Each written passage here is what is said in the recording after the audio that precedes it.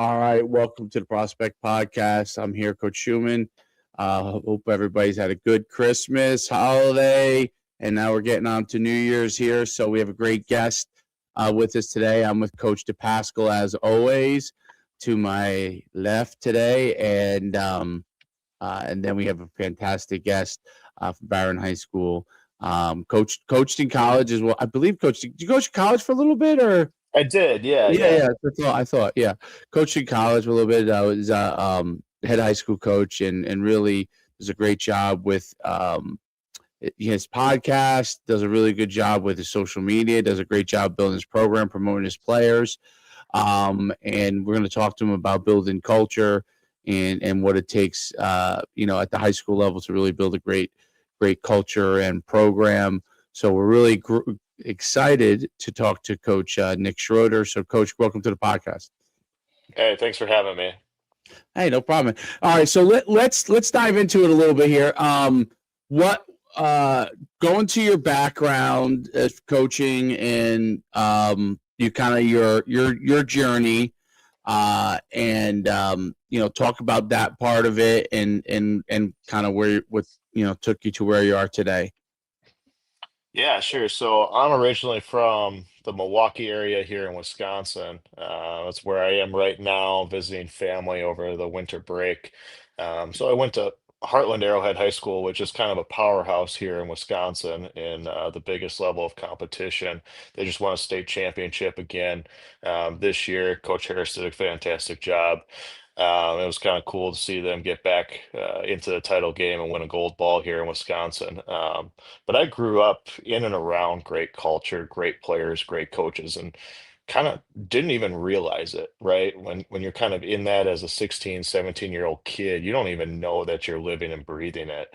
And so wasn't a good football player by any means. I was good enough to hold the clipboard for our head coach and chart plays.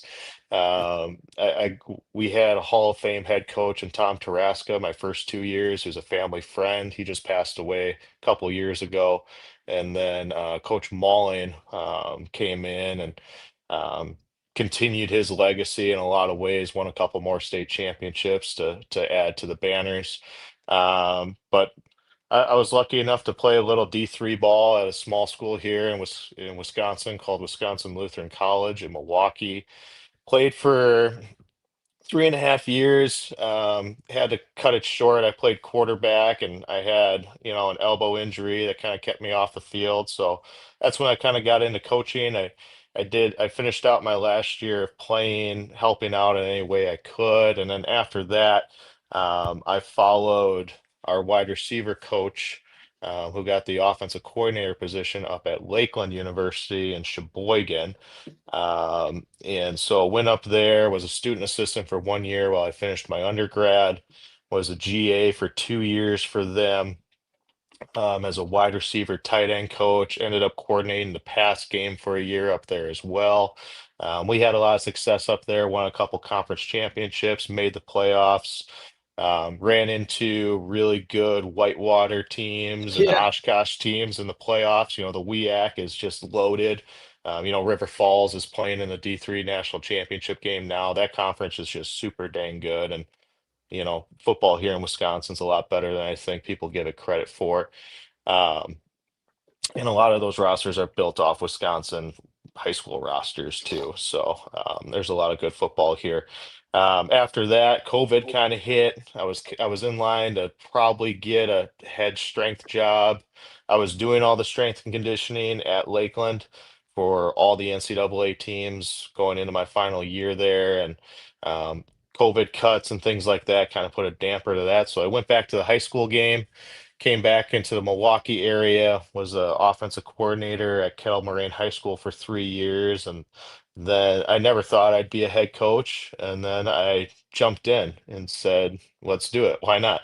And so I took a job in the middle of nowhere in Northwest Wisconsin.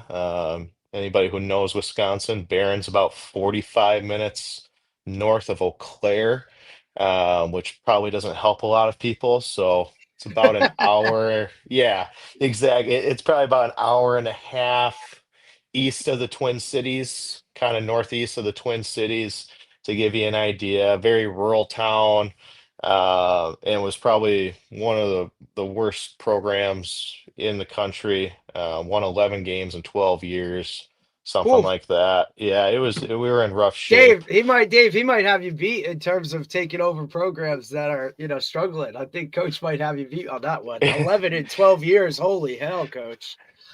Yeah, well, I added to that. I added to that. My first year, we went 0-9.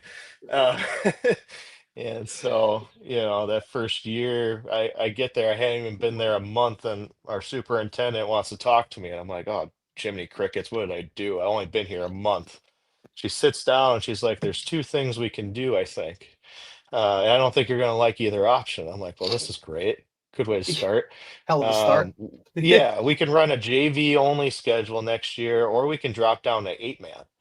And I go, well, we can't do either of those things. We're just going to lose the program at that point. People had already kind of given up on the program and things like that. If it was JV only, we're not going to be able to get kids out. We only had 27 out to start.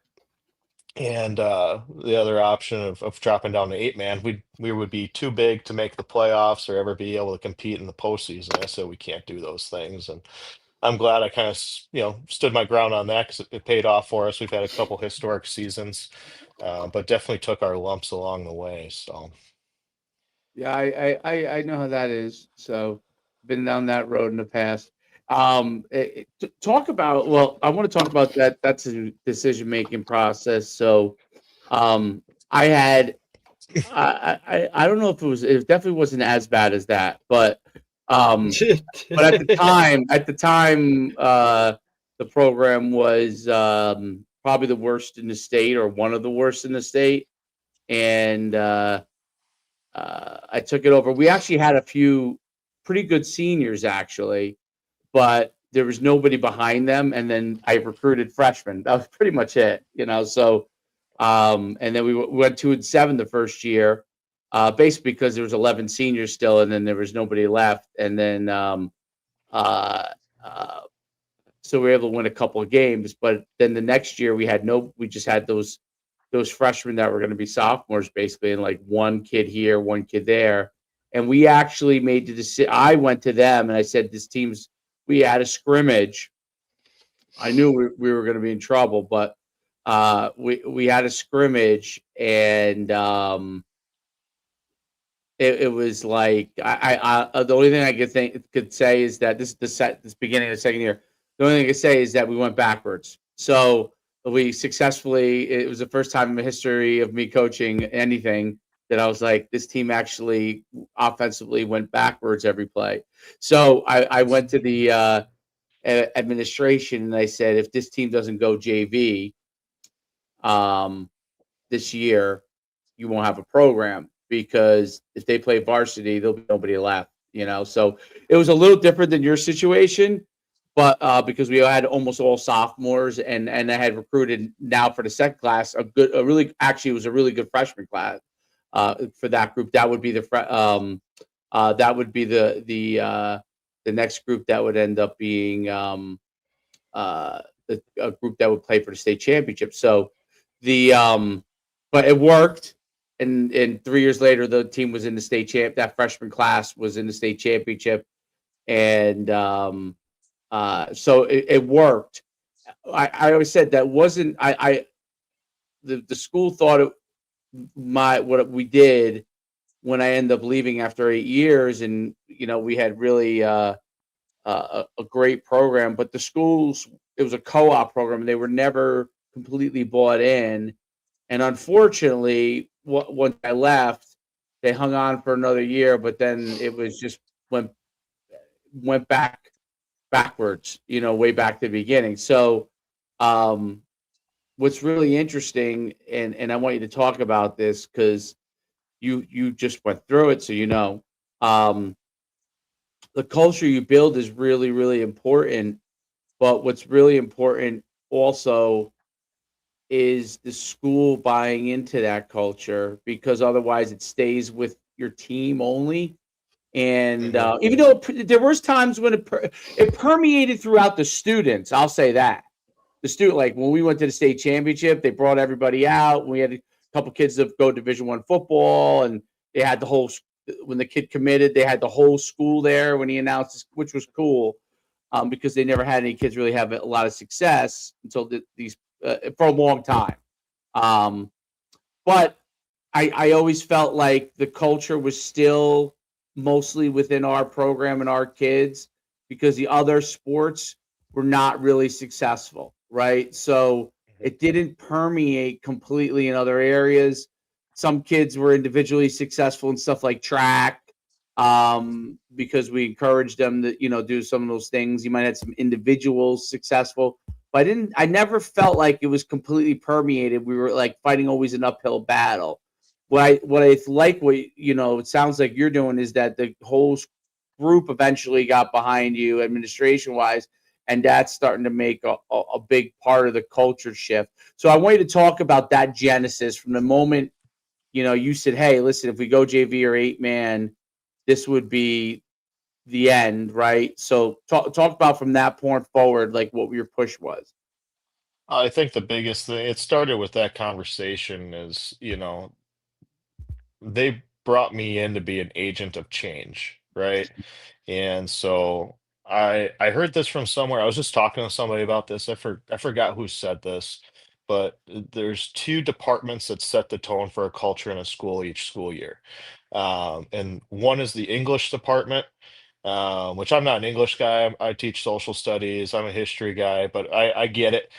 English, force the kids to read, you force them to write, you force them to come to conclusions and all that stuff. It sets them up for the rest of the school year and their other subjects. They got to critically think, and there's not necessarily a right or a wrong answer all the time, but they've got to come to the best conclusion that they can. And then it's the football program because of the Friday night lights, right? It's the show, it's extravagance, it's the band, it's the whole community shuts down, things like that, right? And so if you're having success on Friday nights and your English department is solid, you guys are going to have a great culture in the school the rest of the school year. It sets the Mm-hmm. tone. And I think for us, I can't teach English. I'm not licensed to teach English. So obviously, my thing has to be the football program. And Right. we're a small school here in Wisconsin. We got about 310 kids in the building. We're a really diverse school for a rural community. We have a large Somalian and Hispanic community as well.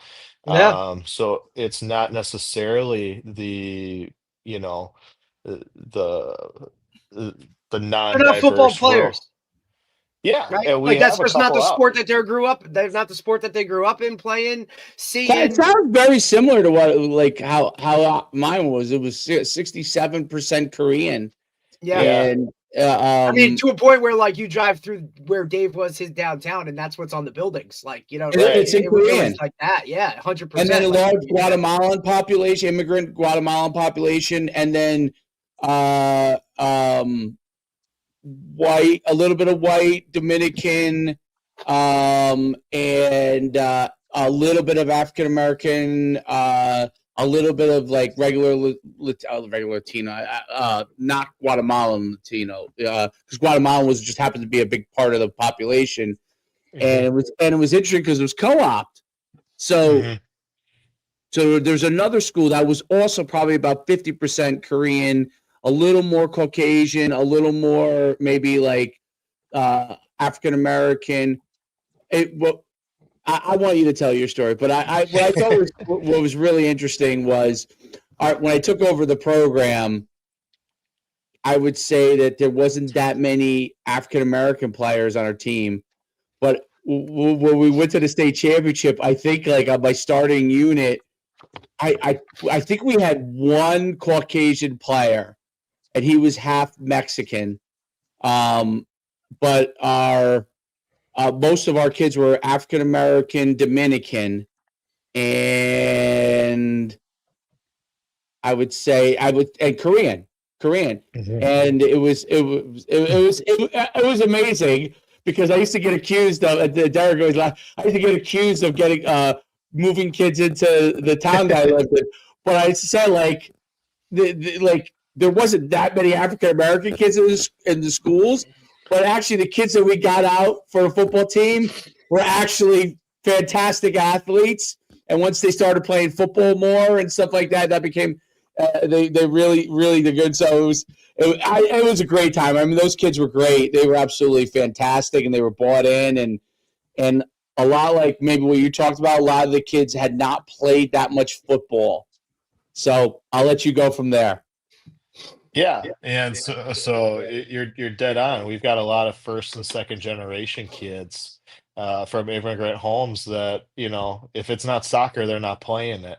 Yeah. Yep. And so we've had to fight that uphill battle. We're a pretty small school, like I said, and we have a boys soccer program that had success and had been to a couple state appearances and things like that. But also it kind of fallen off, and so both programs were kind of hurting. But our biggest thing, I think, in attacking the issues that were presented to us when we took over was just trying to get kids to believe and families to believe that we were going to be here for the long haul.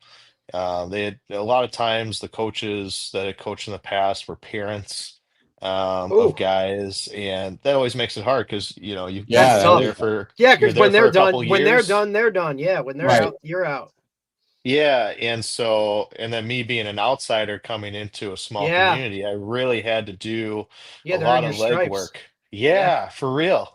Who's this guy from the cities? I'm not even from the cities. I'm from kind of suburban, rural area, but still, that's the cities to these guys, and so Mm. there were some uphill battles with those kinds of things. But the first thing that I did that I think made the biggest difference was I was at everything.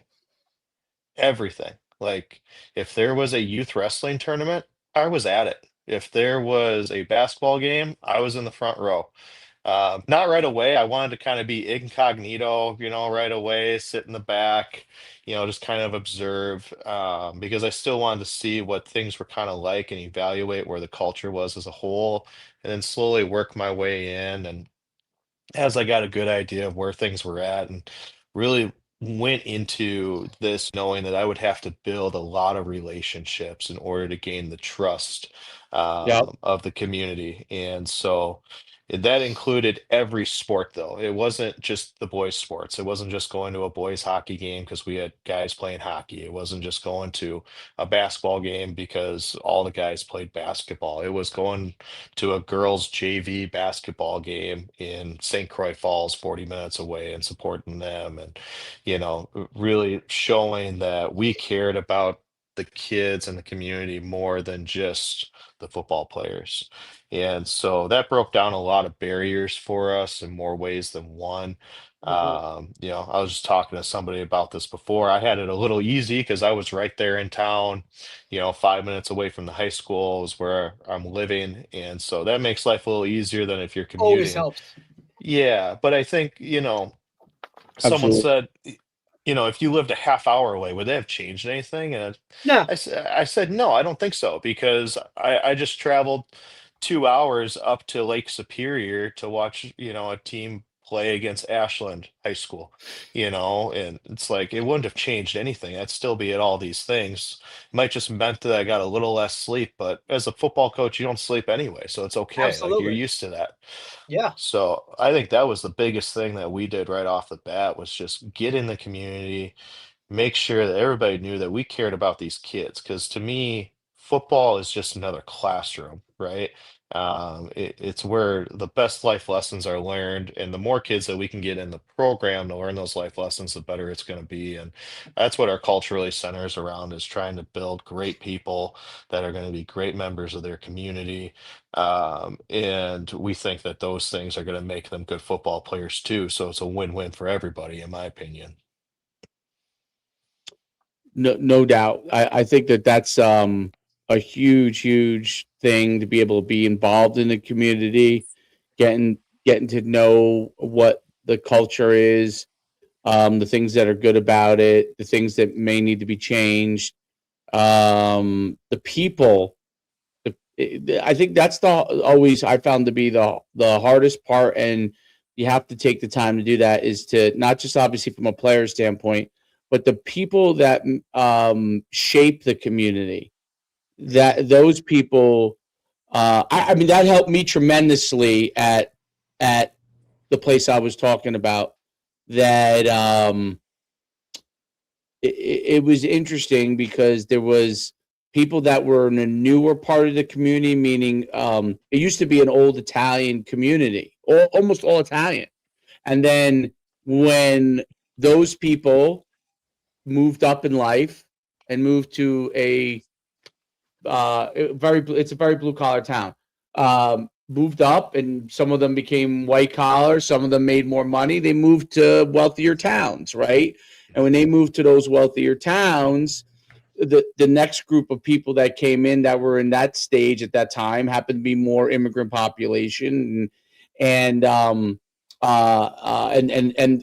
Koreans had a fantastic. I have to say they have a fantastic culture among the Korean population where they really were very very close knit to each other. So people started saying, "Hey, you should get to know this person, and you would get to know this person."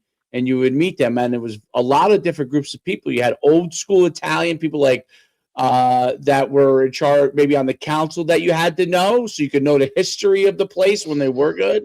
And then the Korean mayor you got to know, and then and so it was just those things are so important. And then I think your point about going to whether it's basketball games or hockey games or So whatever important. it is, like even if it's things that School you're play. interested, even if it's Yep, something school you're plays. interested in, you know what I'm saying? Like, Hmm. let's say you like wrestling, even though you don't coach it, and you go to the team's wrestling match, right? You might have a couple players in there, you may not, but they start to see you there.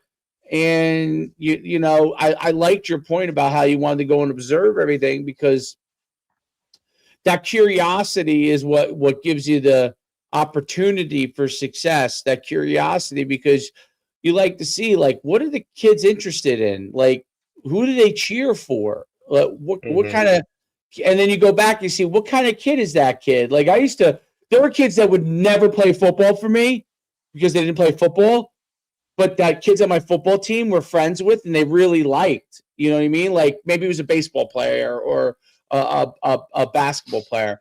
And like when those kids started coming over to me and saying to me, "Man, I'm really good friends with so and so. He loves playing. He tells me how much he loves playing football for you." Like those kids would never. They don't play football. You know what I'm saying? Like, and that getting out there, the kids start to get to know you, even if you're never teaching them or whatever, they start to they get to know you. I think that's really really important. I think you kind of undersold that, but yes, I think it's really really important. You know what I mean? So, talk about what happened from that point. So, like now they're getting to see you out there. Like what what things did you start to see? What did the people in the community start to say, and what did the players start to think about it? I think first and foremost, it built a level of trust, like I said before. And like if I didn't make a game, like I was the one getting called out for it. Like all of a sudden now, I didn't make it out to Northwestern on an hour and a half drive for a basketball game. It's like, well, where were you last night, coach? I was like, well, you know what, the roads weren't good, and I had some homework of my own to do. Like Right, right, right. I had some things I had to take care of too, but and parents would give you the same jabs, like, "Oh, where were you last night? I didn't see you there," things like that. And so that was cool, because it became an expectation for myself too, and which was great. But what it helped do too was around the same time that all this was happening, the guy that kind of took care of our strength and conditioning stepped down to take a job somewhere else outside of the building. Mhm. Started driving for concrete and things like that, making way more money than I'll ever make probably as a school teacher, but that's okay. Good for him.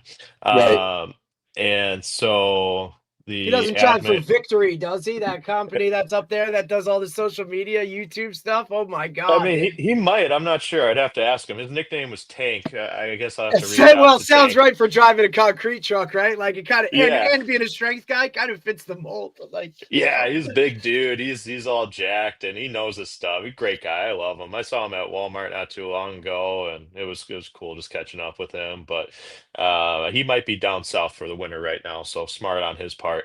Um, absolutely, absolutely. yeah, when it's -20 outside with wind chill, I'd go to Florida too if I had the chance. Yeah, But so he stepped away, and so I had that background in strength and conditioning from the college level, and so our admin came to me like, "Hey, how would you feel about taking all this over?" I was already opening the weight room up in the morning for our guys. And we're pretty lucky when it comes to those kind of things with our weight room. We have a really nice weight room. We expanded it recently as well. Um, Thanks to Dynamic Fitness here out of Wisconsin. Coach Labuda did a great job for us. And we, they asked me, hey, why don't you just take over all the teams? Is that too much to ask? And I said, nope, let's do it. And so we struggled in terms of having kids come in and use our weight room and teams come in and use our weight room. And so we put together a great program. A lot of these relationships that I had been building got those kids in voluntarily now, even in season. We had a track athlete who also played girls basketball. She also played girls volleyball. She's playing college volleyball right now at Viterbo in La Crosse, Wisconsin, right now. Just a stud. And she was one of the first ones to really buy in. And she ended up working out, 4 days a week for us during track season and just crushed like every school record that she could, made it to state. And so when people start seeing that, all of a sudden coaches, players, parents, everything like that they were bought in, right? And right. so we were able to establish a great weight room culture. We do all the stuff that everybody else does. We do the VBT, we do the feed the cats with the time sprints and things like that, Another with one, our own, yeah, another with one, our own Dave. twist on it. Yep. I Everybody, don't, coach, that's what we've seen for the most part, right? Like yeah, everybody I'm not, implements pieces, and it's got to be what works for you, right? It's got to be yeah. what works for your program. We're not sold on the all in, resting type of thing. There's still a little bit of that football aspect, I think, that needs to be kind of tweaked and twitched and when it comes to your program. But you're right on par with a lot of people implementing that aspect of it, but you're still keeping Yeah. your own stamp to it. So Yeah, yeah, we're not all in on it like some guys are, like, not too far away from us, Garrett Mueller, yeah, runs Yep. a pure Feed the Cats program. 100%. His dad was the head coach at Barron here in Wisconsin, for several years back in the 90s. He's done a tremendous job over at Stewartville.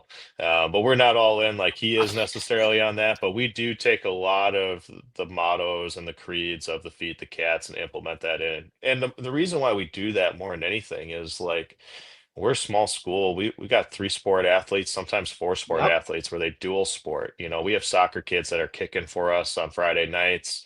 We don't want to burn them out. And our workouts were fun, man. Like I'm a big Christmas guy, so this is one of my favorite times of the year, without a doubt. I love Christmas. There are mornings where we only played Christmas music, but the kids loved it and they had fun. We'd have, Twain Tuesdays where it's, country music only. It's Shania Twain, Man, I Feel Like a Woman during max outs. And, kids loved it. It was goofy. It was weird.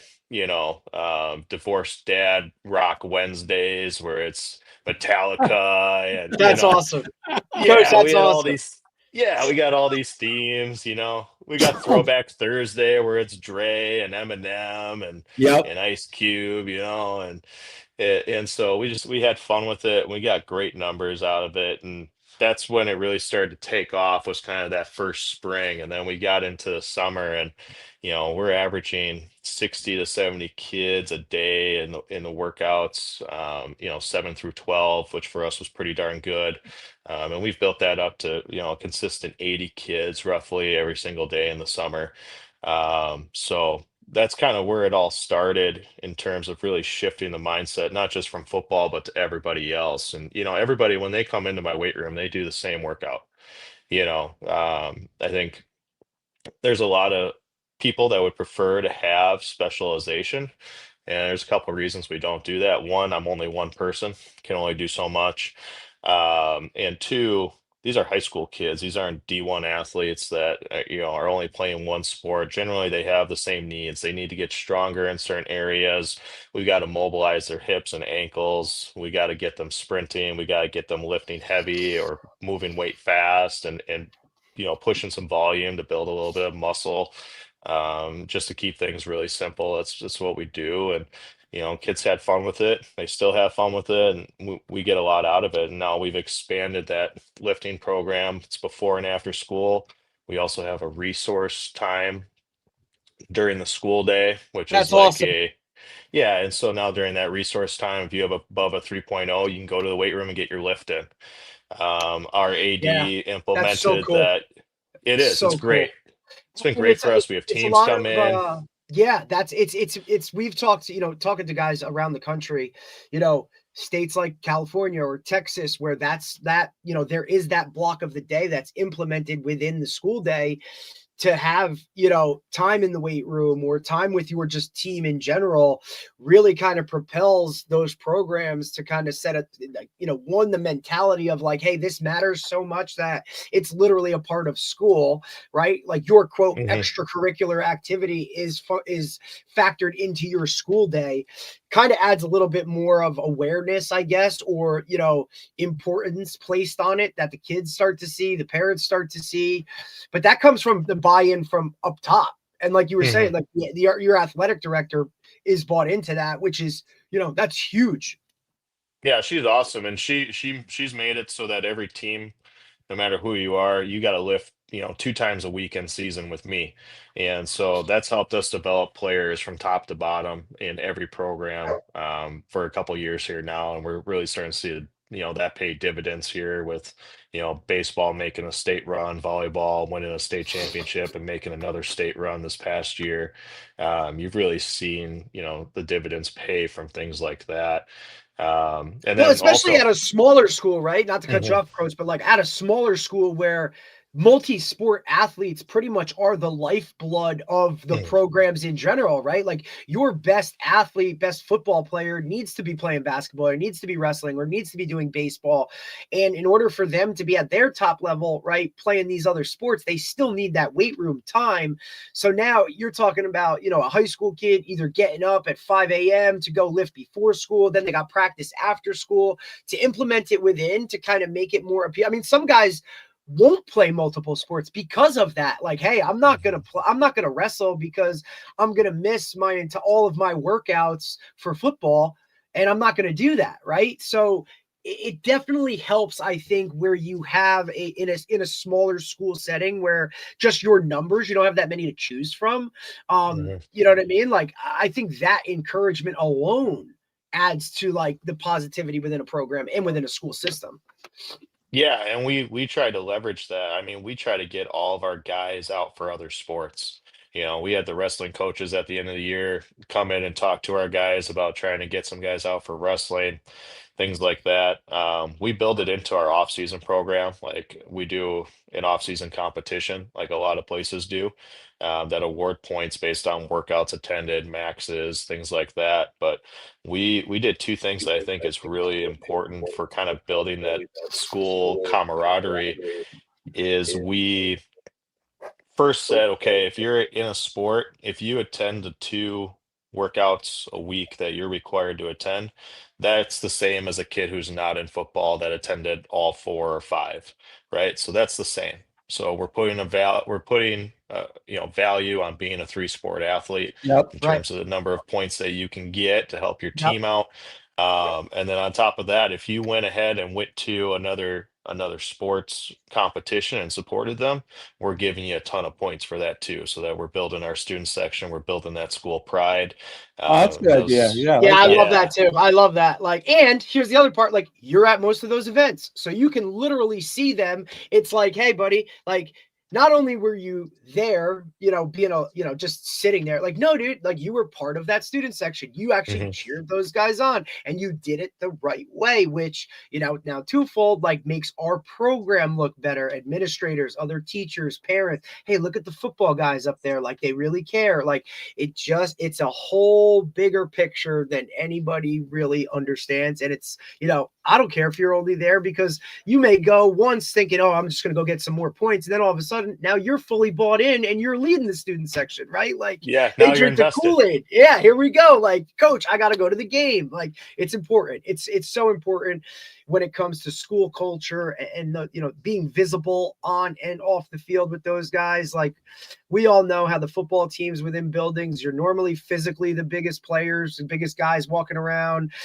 numbers wise, you're the largest team. Every teacher knows who the football guys are, good, bad, or indifferent, right? Like, and look, and like where I'm at, we stress that to let those guys know that, like, hey, you signed up for football, but guess what? Like now you're going to be in the spotlight within this building, whether you want that smoke or not, buddy. Like some teachers are gonna like really adore that you're in their class as a football guy, and some teachers just aren't. So you know what? Like figure it out and make it a positive thing for all of us, because one bad apple within that school system, like, or within that team, like now everybody's like, oh, the football guys, and it's just a negative make it a positive. And I think when you stress that to them, now they feel that extra sense of pride and they want to buy into it even more. Yeah, 100%. I agree totally. Yeah, there's no doubt. So if you could kind of like expand upon what you were saying with where you really started to develop that culture and that change and with the weight room, and like what were the results that you started to see out of that? Because I think that's a huge thing. And I think the big point was that you were involved in the weight room on a heavily basis. I mean, I personally, I found that that's the most important thing, because at the high school level, at least, because even if you do have a strength coach, you still have to be involved, because it's not the same as college where you're kind of compartmentizing those things, right? Like this guy's there to yes, the high coaches stop in the weight room to see what people are doing, but everybody kind of has their job and there's no need to overlap unnecessarily. Whereas in high school, I think the coach being involved in the weight room, that's why I was curious to hear what you're saying when the strength coach left, because I've felt the same exact thing. Like if I wasn't involved in the weight room on a heavy basis, putting my own stamp on what I believe to be helps develop them, I just feel like it doesn't work the same in the off season, because I've been on both sides of that too, like, and I found when it doesn't even matter if the strength coach knows more than I do, although I never think he does, but even though that's just me, and Derek knows me, so he knows. That's why he's laughing, because he knows that's probably exactly how I would be thinking. But I'm willing to say what it is out loud. I know my pros and cons, Derek. I know my pros and cons. Coach, listen. I just but that's that evolution, Coach. I don't know if that Coach Schumann from 10 years ago is going to say that. Good, I love it. Yeah. I don't think I would have said that, but I was probably quietly thinking it. But I know. I know you were thinking it. I've been there. I've been boots on the ground. I get it. You know what I mean? But you're growing, Coach. I'm so proud of you. Like, this is amazing. Yes.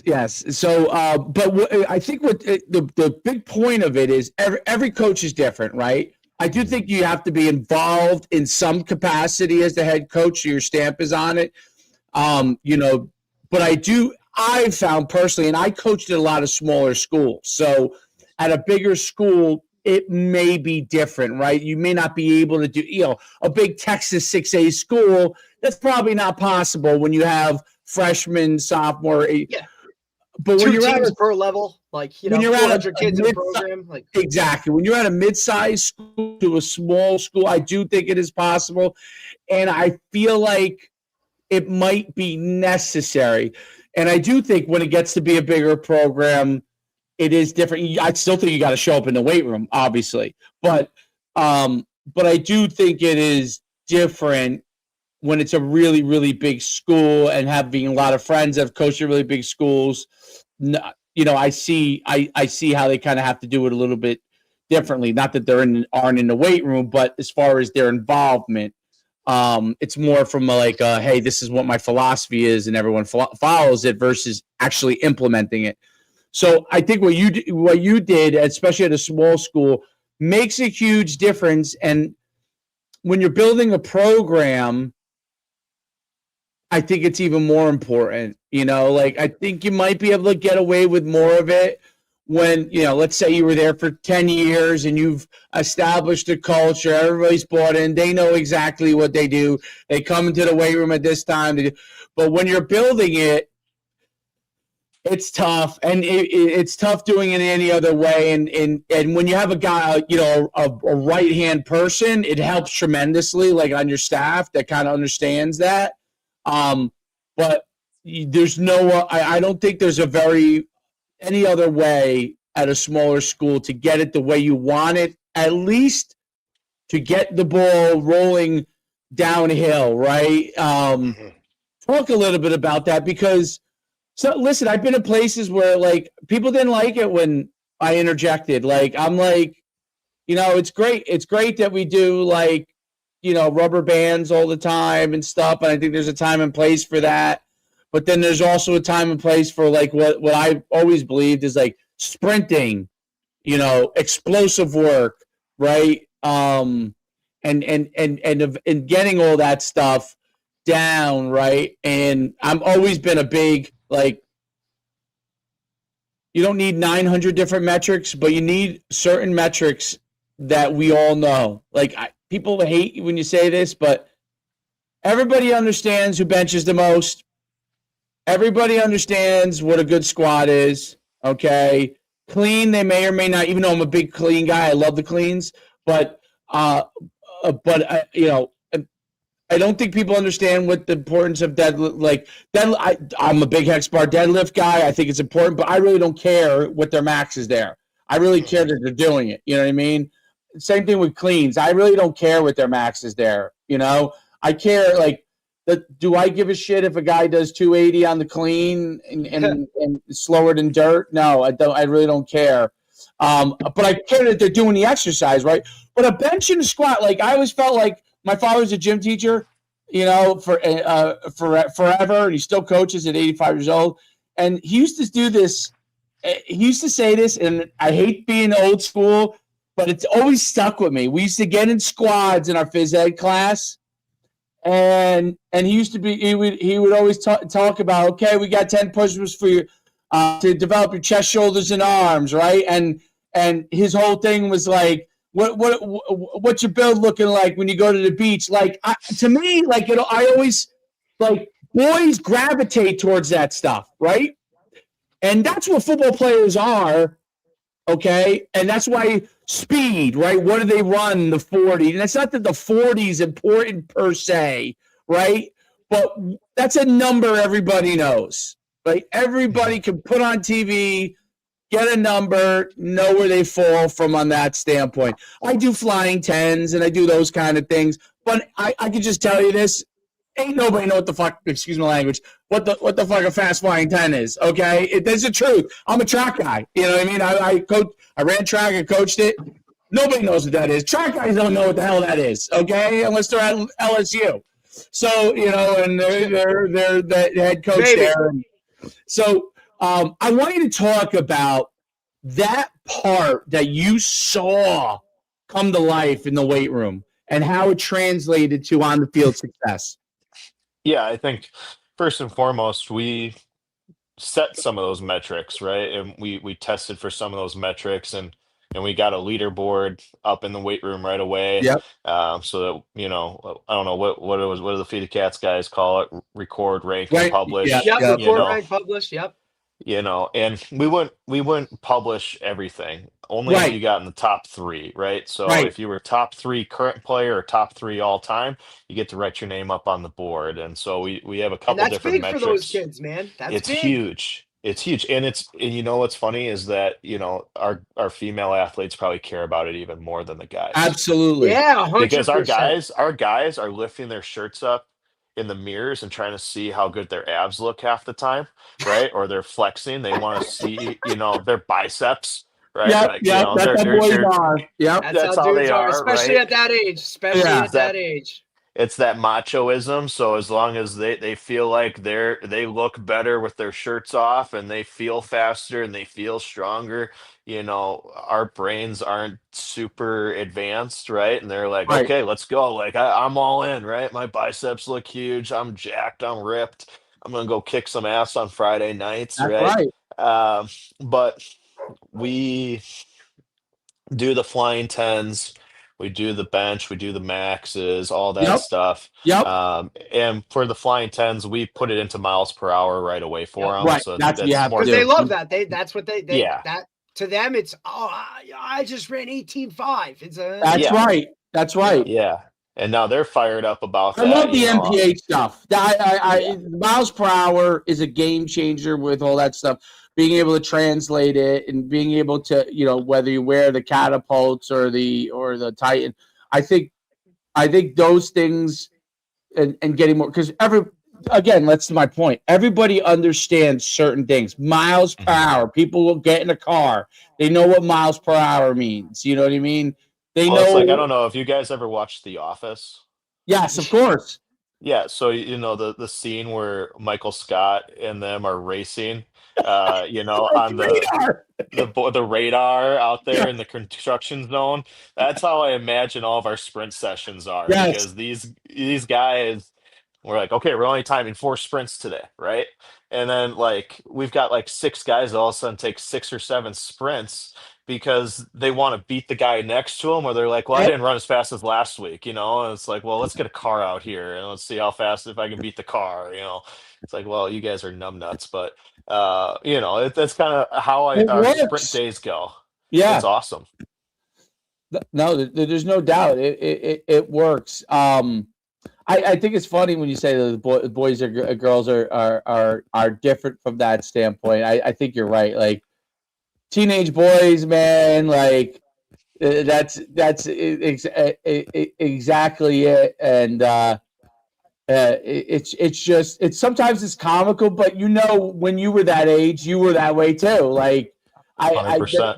that was how I thought. Like yes, I mean obviously when you're in a competition like an actual game, you're playing your sport, but like the weight room, dude, like yeah, you know what? When you walk down the hallway and another teenage girl thinks that you're in shape, you feel good. I mean, I don't. There's no other way to put it. Like, and that's just how boys are. And I think like translating, their success in the weight room and their speed and all that stuff to on the field. It comes down. A lot of it just comes down to confidence, right? Hmm. Like if you're stronger and you're faster, you know that for boys, it might be, hey, I look a little bit better than I did before physically, and then on the field, they start to play better.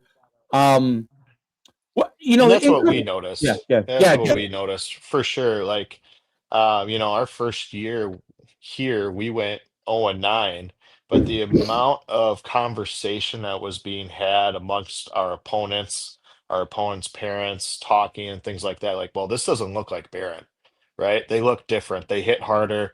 They're faster. So even though we were 0-9 and had lost a couple close games that we should have probably won, our confidence continued to rise through that bad season where things, if you were just an outsider looking in, you would have said, okay, well, Coach Schrader sucks at what he does. Like he can't turn that around. But we kind of got that ball rolling in the right direction. And the confidence was huge. And so when we went into the next offseason, things just really took off. And now we started to see things uh, come to fruition on the field, so it comes down to that confidence, and all of a sudden we've got schools from all over Wisconsin that are like, well, what are you guys doing? And so whenever I get an opportunity, somebody asks a question, when we have a team meeting or something, I'll be upfront with the guys. I'll be like, this school over here, they were in the playoffs last year. They're asking what we're doing because what we're doing is working. And all of a sudden they're like, oh, okay, like look at us a little bit, right? Like, and so we kind of wear that as a badge of honor, especially when we were building this thing up, because it just created more buy-in for our guys and for our parents and for our community, which was really awesome. There's no doubt. And I think when you do those changes and you stick to it and you help them understand that it's about like the improvement, and they start to see it even when the wins aren't coming in the beginning.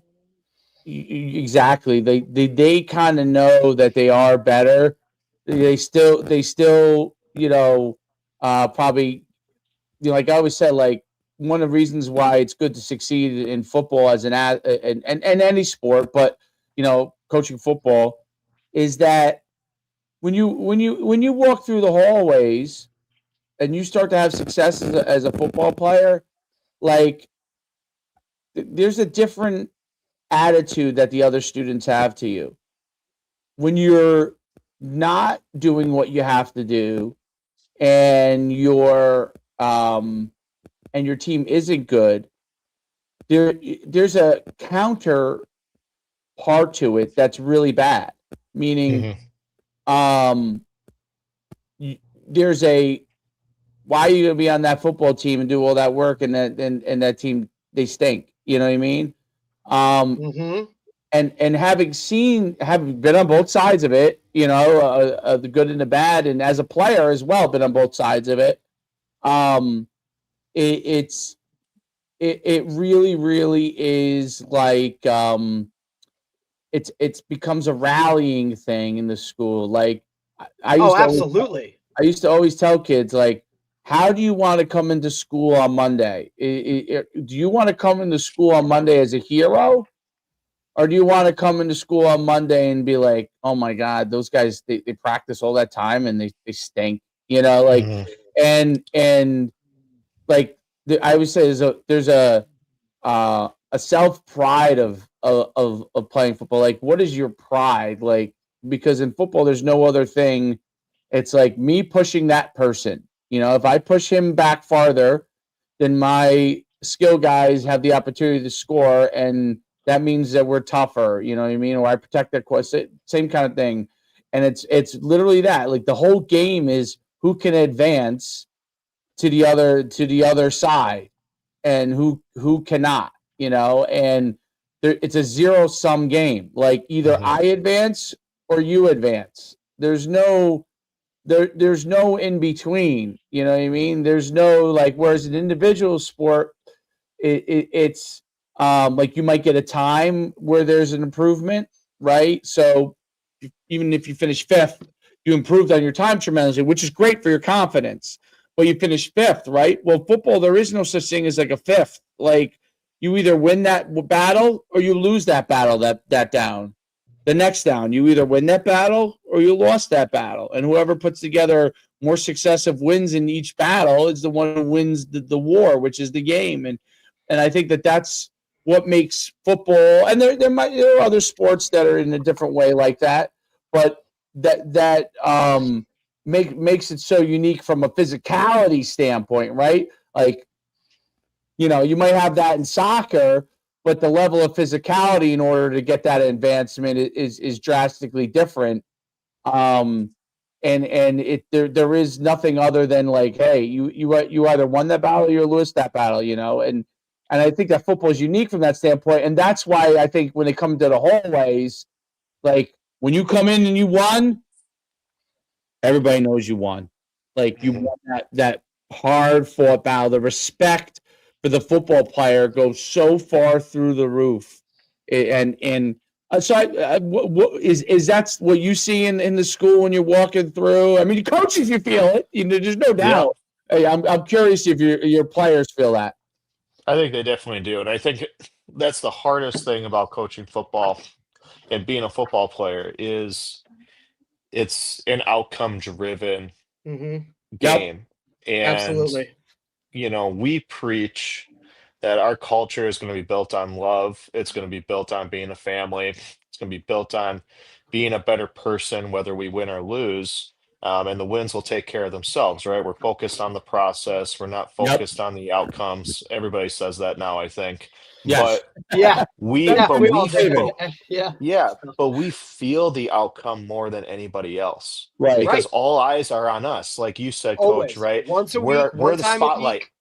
There's one game a week. We're guaranteed 9, which now we know after COVID is not even guaranteed, Right. Oh, right? we've listen. Well, we've been there. We've been We've there. all been there, right? And so we have to do a good job as coaches of keeping our guys focused. Win or lose, it doesn't matter. We have bigger goals.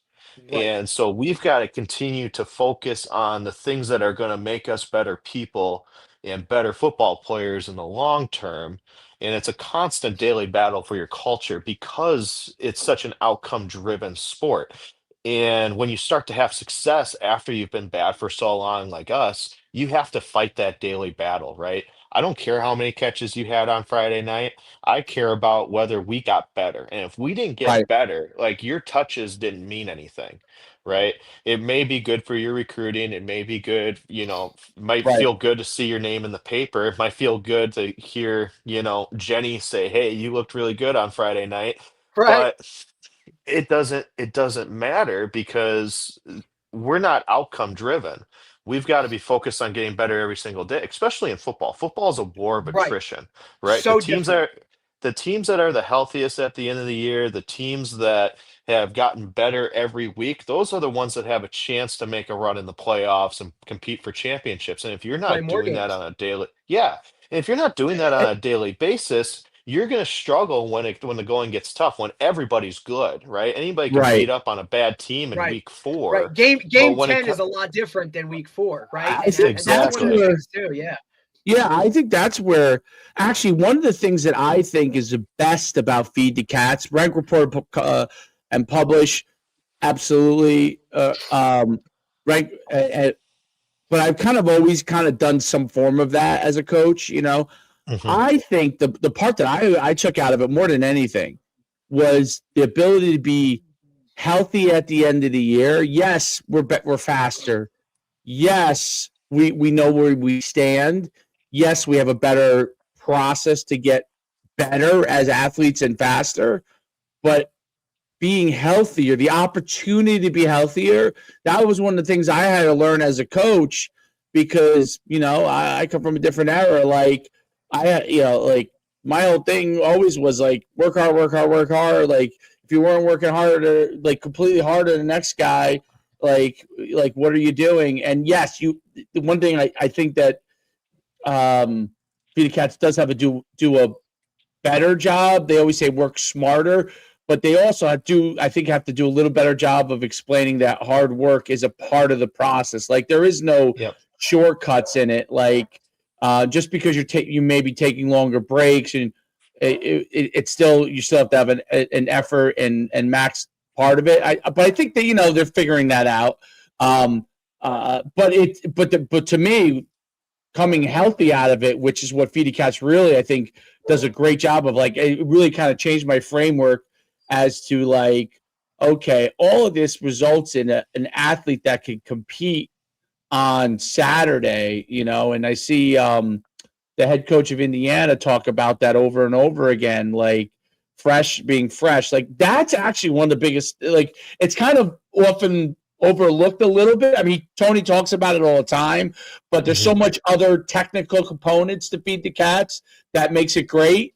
Whether you use all of it or some of it, but the healthy part to me, like when I know when a kid tells me, oh, this is, I'm like, oh my God, we overworked him. Like, I would have never known that before. I would just think, oh my God, we're not working hard enough. Like, you know what I mean? Like, but I realize that now much more than ever that like, man, like these kids might need to be rested a little bit, like back off a little bit here and as coaches, that's always a difficult thing. But I think that's really good about. One last thing, I'm curious your thought on this.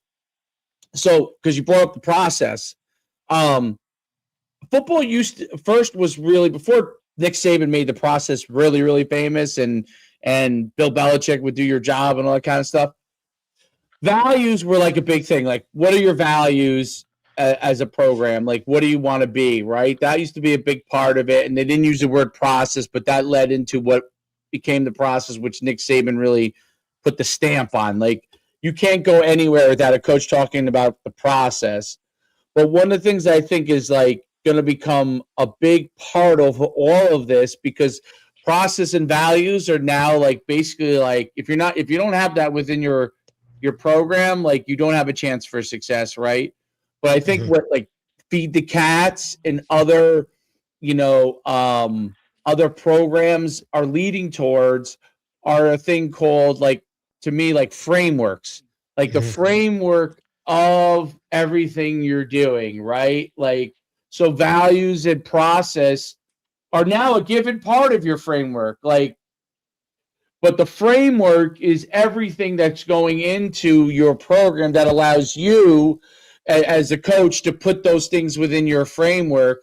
And now values and process are have to be there. And but establishing a framework of who you are as a program is becoming a bigger and bigger thing, because what Indiana's framework looks like is different than Kirby Smart at Georgia's framework, right? Like Mhm. they all have values and process, but their frameworks are different as how they structure the program. Like, I would say that most people probably now practice less than they did in the old days, because no one would kids wouldn't survive now. Now, I mean, we did God, no. triples when I was in college. Like, I mean, I said it to my son. I said triples. He said, "What is triples?" I said, 3 practices in the same day of basically what your practice is number every day. Think about doing that 3 times and a lot harder.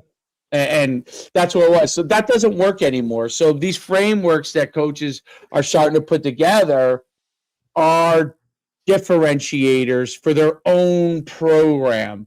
So, like, what are some of the things that, like, you start to think, I'm nailing this? Like, this is what I want us to be as far as a program, because there's no doubt when you're coming through your evolution from where you came from to where you're going is way different than someone who came in and the team already had won 9 games a year before, and now they're a head coach, because they got elevated from assistant to head coach. Like that's a totally different world. So what they have to structure with their program, their framework is vastly different than your framework would be. So what are some of the things that you feel are really important as you guys continue to ascend? So I think the biggest things when you talk about framework is you have to have the framework that works for your community in high school, right? So it's got to it's got to fit your community culture, what guys are going to buy into, things like that. And then you've got to try to find a way to build the habits that are going to make you successful on and off the field within your process, right? And so that's a year-round venture, in my opinion. Um, and so when it comes to that, you've got to be able to have a process for your process, right? And it's got to be structured. Otherwise, you're just guessing, right? You're Right. pulling out here, you're pulling that. And so what we do that I think is really good is we leverage that resource hour that I was talking about earlier, and we'll meet at least twice a month in the off season, and we'll do a book study. I know a lot of people do book studies, but Love that we'll though. pick, we'll steal, the Twin Thieves, or we'll do the Energy Bus or something like that. It's something that's really simple. It's not going to put a lot of work on our guys. Quick Or reads, stress. easy, yeah, easy to understand. And we've allowed our guys to kind of take the reins on those discussions. So they'll get questions from me that are more like discussion questions so that they can get into their family groups and talk about, the lessons or some of the prompts and things like that. And then we'll have the leaders of those families, our leadership council, come up and bring it all together and talk about it as a whole. And so that allows me to take a back seat, listen, evaluate, understand where we're at, and I can chime in and add something if I need to. But it gives a lot of ownership to our guys over that process, and they come to great conclusions all the time, especially now that we've kind of established. That's not something I would have done in year one, right? Because I want to make sure that our culture is the right culture. And now that we've built that culture, right now you can kind of hand over the reins a little bit to the players and make it more of a player-owned culture, because they already know what we're looking for, right? And now they've got to make it their own. And so I think we do a really good job of that. We also build into our framework, like we've got to do, a minimum of two big volunteer opportunities in the community. So we'll do Special Olympics, we'll help with different fundraisers for different causes, things like that, Boys and Girls Club, you name it. That's worked into our framework. And so our guys are getting out in the community, doing something for other people that's bigger than themselves. And so I think when we talk about that framework, there's also an evaluation process of that framework that's got to happen from the coaches. That's constantly happening. The same way that are constantly evaluating your play on the field. Where do we need to get better? Where are we strong right now? You got to self scout your culture every day. You've got to Mhm. self scout your culture every day and find out where those weaknesses are. And then you've got to get players to buy into to self scouting themselves and like, okay, where am I falling short? What are my strengths? How can I use those strengths to leverage the strengths of my or help my other teammates, leverage those strengths to help out with their weaknesses?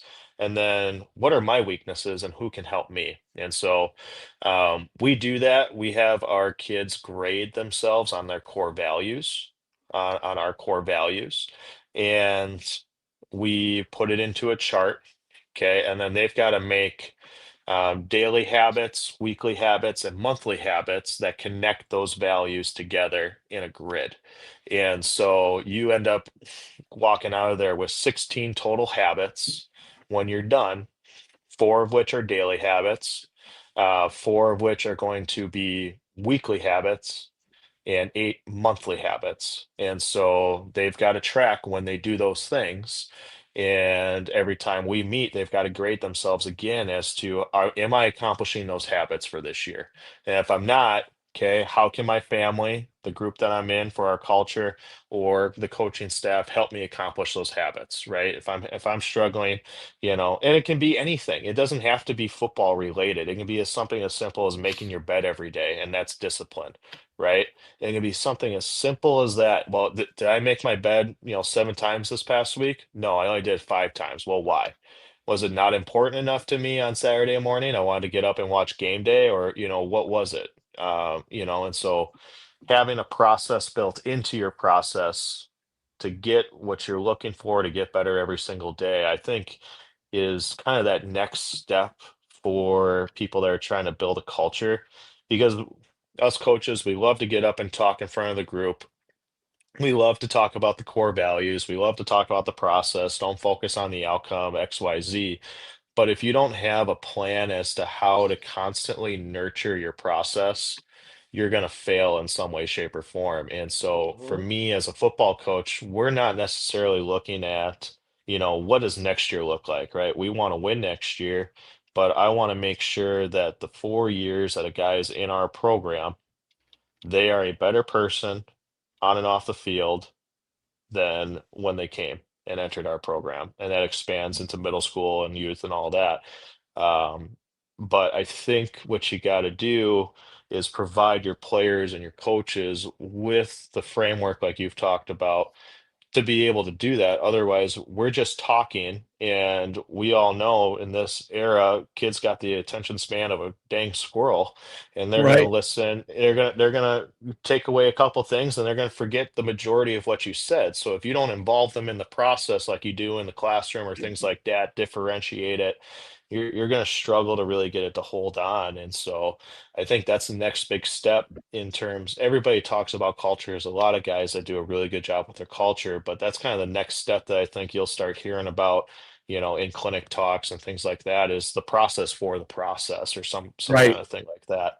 So No, no, no, there's no doubt about it because when something becomes really popular, like as much as Nick Saban has talks about these things, all of a sudden, and it's natural. Every coach, says they're doing a process, and it's like, well, what does your process really involve? Like, what is, you mhm. know, you could have a good process, you could have a bad process, right? Like you could when you're telling kids to just stick to the process, sometimes they don't even know what process Right. that What are you is. talking about? Like, what do Right, you your process could be Nick Saban and go win all those championships, and it right? worked. Or what's the other famous process? The Philadelphia 76ers, right? And how did that work out for that organization? It didn't work out. But how many times did we hear trust the process out of those first round picks, 100%. and they Right, never made it to a finals? And right. it's also like kids nowadays, especially with social media and this like immediate world that we're living in, you talk about a process and literally before that word is even out of your mouth, they're already off of it because like, oh, wait, I have to wait for something or I have to, I can't post that. Yeah, because they can't see it, right? It's not to Mhm. them. They don't see it, the light at the end of the tunnel because it takes time and it's consistency and building over and over. And sometimes it's boring, right? And that's on Mhm. us as coaches to know your team, to know how to impact it moving forward and keep those guys hungry day in and day out, which is where football is separate from every other sport in that like you only have 9 games a year. It's not you're playing every Tuesday, Thursday, and the off season is long. And then the season is long where you're practicing way more than you're playing. And it's just the ultimate opposite of what everything society is nowadays. So you need to constantly tweak or change or do those things within your process to keep those kids hungry and coming back. That's, I think, the key. And that's where I think a lot of guys go array or they give up because it's that constant battle daily of how do I almost, I don't want to say reinvent, but how do I keep coming up with new things to keep guys, and for the most part, look, assistants do the same thing, right? Because they get bored with the process and oh, we're not winning right away because they want that gratification too, which is really hard to keep assistants chomping at the bit or keep them within that world of how do you communicate with this kid or that kid. Like knowing your roster can kind of change that a little bit, and that's where I think your assistants play the biggest role, right? Because look, there are things that some of your players are going to tell assistants and then they would never say to you as the head coach, right? Irregardless of how close knit your relationship is on any way, shape, or form, right? Now, I'm probably coming at that because I've never been a head coach. And like from the assistant angle, like, yeah, I know guys that are going to come to me over a head coach, but that's my job to relay and keep the message strong. Mhm. Irregardless of my feelings, right? Like, look, we're not going to agree on everything with the head coach, but my job is for the bigger group, right? And that's part of it. And that's a big, big piece. Yeah, and I think one thing that we did, that's really cool when it comes to the assistant piece, is we do a book study with the assistants too, and my favorite to do with them is Extreme Ownership by Jocko. Oh, great book. Yeah, Great book, great book. Taco Probably Willard, not, Oh, right? yeah. Jocko's the man. It's He's a awesome. stud. He's a stud, and probably not super appropriate to read that book with kids because there's a lot of f bombs and Yeah, it's gory and stuff like that. But it's great for our Well, it's assistants. also real. Like, It's real stuff, right? You want to talk about having to go to battle? Like that's real stuff, man. That's a real right. dang battle. But reading that with our assistants, all of a sudden now you create that ownership and that accountability piece with them. They see how important that is. It gives me an opportunity to tell them like, look, I'm not just giving you something either just to take something off my plate. I'm giving you to own it, right? I'm right. trying to empower you to be a great assistant, to be the best coach that you can be, and it keeps our message straight with our guys, right? So that when a player does come to a position coach or a coordinator and it's like, hey, I what is coach doing? Like, this is dumb, XYZ. He can be like, look, that's great that you feel that way, but here's the reasons why. We've Right. got to take ownership over what we're doing. And I think ownership is the secret sauce of any organization, is having that ability to be accountable, not make excuses, and to do the best with what you're given. Because if I could give my assistants everything in the world, I would. If I could give my players everything in the world, I could. The reality is I've got, $10,000 of fund money a year, that I can give them and to Right. make their lives and jobs easier in the budget. And after that, like, we've got helmets, shoulder pads, and all this other stuff that's got to come out. I can't do all those things to make your life easier all the time. So you got to just own what we got and do the best that you can with it, knowing that you're going to fail. But we got to learn from those failures, and we can't learn from those failures unless, right, we acknowledge that we contributed to that failure in some way, shape, or form. Even if we don't feel like we did, we've got to be able to say that we did, especially to the people under us. Because if we, one of the first things I do on Saturday mornings when we bring the kids in is I'd say what I screwed up on Friday night. Right. Right. And so that they know I'm taking ownership, even if I think in my heart of hearts that play call was good, right? It still could have been better. Right. I'm not perfect. I could, I'll take ownership over that all the time. And I want our assistants and our players to do that as well. I got a holding call. Well, he jumped outside and our quarterback, rolled to that side. And that's why I got that tug on the jersey. Well, what do you got to do? Well, you know what? I should have slid my feet a little bit more, disengaged, trusted my technique, XYZ. And so if you have the head coach that's taking ownership, your assistants are taking ownership, your players are going to take ownership over that too, over this whole evaluation process that we're doing to continuously improve and get better. Yeah, I think all that develops confidence in the players and the coaches, and allows them to develop confidence in themselves. And in today's world, like it drives me nuts because now my kid, a youth kid, and I my TikTok algorithm and my have somehow gotten inundated with youth stuff, which is it's actually now driving me crazy. At first I enjoyed it, but now I can't stand it because I'm tired of hearing every person spout about the fact that they want to tell every parent what they should do. You know what I mean? Like okay, we're going too far. Then I get it, but we're going too far. But the big part of it was like, this whole pushback on like coaching kids hard, or helping them understand the important things that can help them to be successful. And one of the things that I always, because my kid plays basketball, it drives me nuts. And I'm usually just an assistant in basketball, or my kid plays for somebody else. And you know what drives me nuts? I understand that the 3-point game is a big part of the game, and all kids want to shoot threes. But if you haven't taken the ball to the basket, and if you don't drive to the basket, you're not going to develop the confidence in yourself to play the game, right? Yep. So if you want to be a scorer, first learn how to get to the basket. And even if you're a small guy, right? Maybe you're shooting a runner, maybe you're not like driving on a big, but that confidence of taking it into traffic and figuring out how to score where people are and being able to create space gives you confidence that you are tough, that you're willing to fight for things. It's the same thing to me with rebounds, when you're willing to go and get in there, or a loose ball, when you're willing to dive and get after it.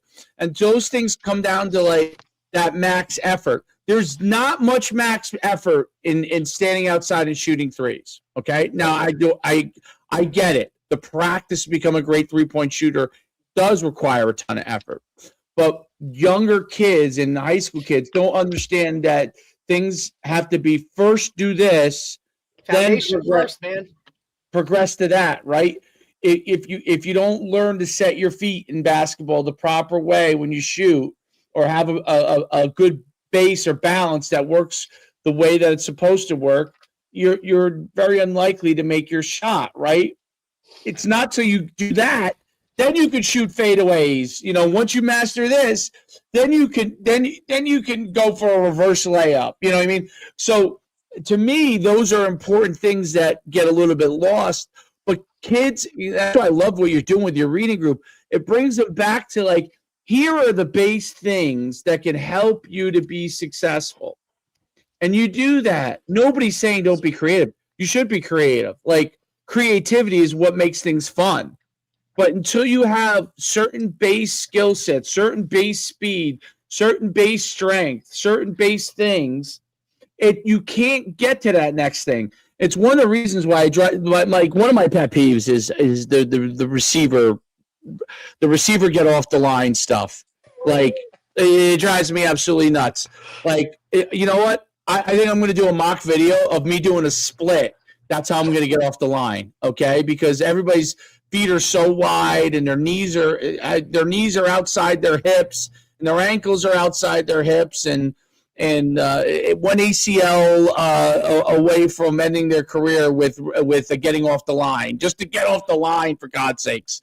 Like, we can't teach people how to move quickly and use their hands and feet in order to get off the line. We have to make them go right to left, rocking across like a boat in order to get off the line, which drives me crazy, because my thing is, first they need to have a stance and understand what their feet have to do in order to be able to get off the line. But before they even learn to get off the line, before you put somebody in front of them, first they need to have a good stance, a stance that works for them, that enables them to be combative. Okay, how about this? You don't want to get hit in the chest with off the line. Why don't you get your hands in front of you so you can protect yourself? Like, how about we forget? We're gonna make 99 moves, and any quick athletic DB is just who's playing man to man, is just gonna jab you in the chest and take you right to the sideline. Like, I mean, yeah. And the quarterback doesn't have time for you to get back on your route because he's sacked. So like, and it's that's why we play man coverage. Of course, because my favorite thing is like playing match or man now, because, dude, the guy's gonna make 9,000 moves. The quarterback's running. Yep, exactly. Quarterback's running. Quarterback's in trouble. And I like to listen to, because I coach quarterbacks for a long time. I like to listen to what quarterbacks say. Like, when a receiver comes back is like, you didn't throw it to me. I'm like, you stand back there. Yeah, and while these guys are trying to rip your face off, and they're you go sprinting at you while this guy's out here dancing. And look, coaching receivers, I gotta fight the good fight, right? Because it's what these guys see on TikTok. It's what they see on this, and it's a 10-minute of an individual, like, early camp group where, all right, you do what you saw on TikTok, and you do what I'm going to coach you to do. And it's that physical, like, oh shit, that didn't work. Now I'm going to listen to coach. And you have to physically do it, because it's all that they see. And Dave and I, we see it, like, we not fight with our guy, but like, because that's all they see. That's what social media is inundated with, is trainers across the board that click here and find this and let me do this and all this stuff that, it's coming from guys that have never, like, really kind of even done it or been in it. And it's, they do what works for themselves, right? You see great athletes do what works for themselves, right? And that's like, that's what coaching is. Coaching is, okay, I might be really good at these things athletically. Derek might be really good at these kind of things athletically. You might be really good at these things athletically, okay? Or I might not be good at this. Like, I can't do what Derek does. I'm 6'1". Derek is 5'8", okay? He's going to be on a good day. But he's going to be better at certain things than I am, okay? He's lower to the ground. Okay, when he was in his prime, not us as older people, but when he was in his prime, he's lower to the ground. Okay, he's going to have a higher chance of being a little more shifty than me at 6'1", 225 pounds. Now, I was flat, a bullet. You know what I mean? And I could I was a good one-cut guy, right, as a high school athlete, because I could put my foot in the ground and do things quickly. But if you want me to shake like Derek could, there's no way. It's not going to happen, because he's got a different anatomy than I do, and he's been doing certain things his whole entire life that are different than what I've been doing. So if all of a sudden I put in this cookie cutter, and that's my whole thing about, like, hey, there are certain things that everybody can do, right? Every receiver can do this and learn this, right?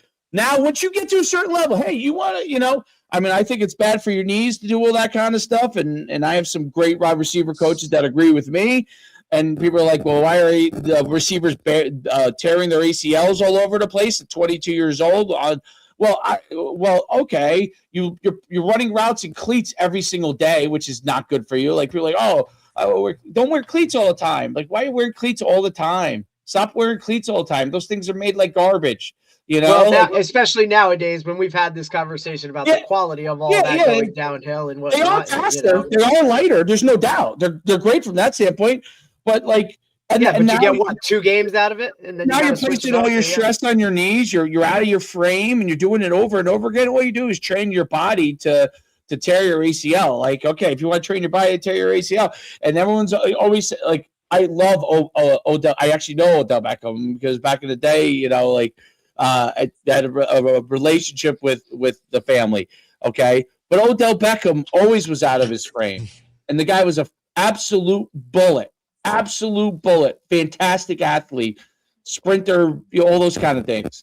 But always constantly training, being outside of his frame. Eventually, as he got older, caught up with him. Most people are not Odell Beckham. You're not going to get to the pro level before that happens to you. It's going to happen to you at 17.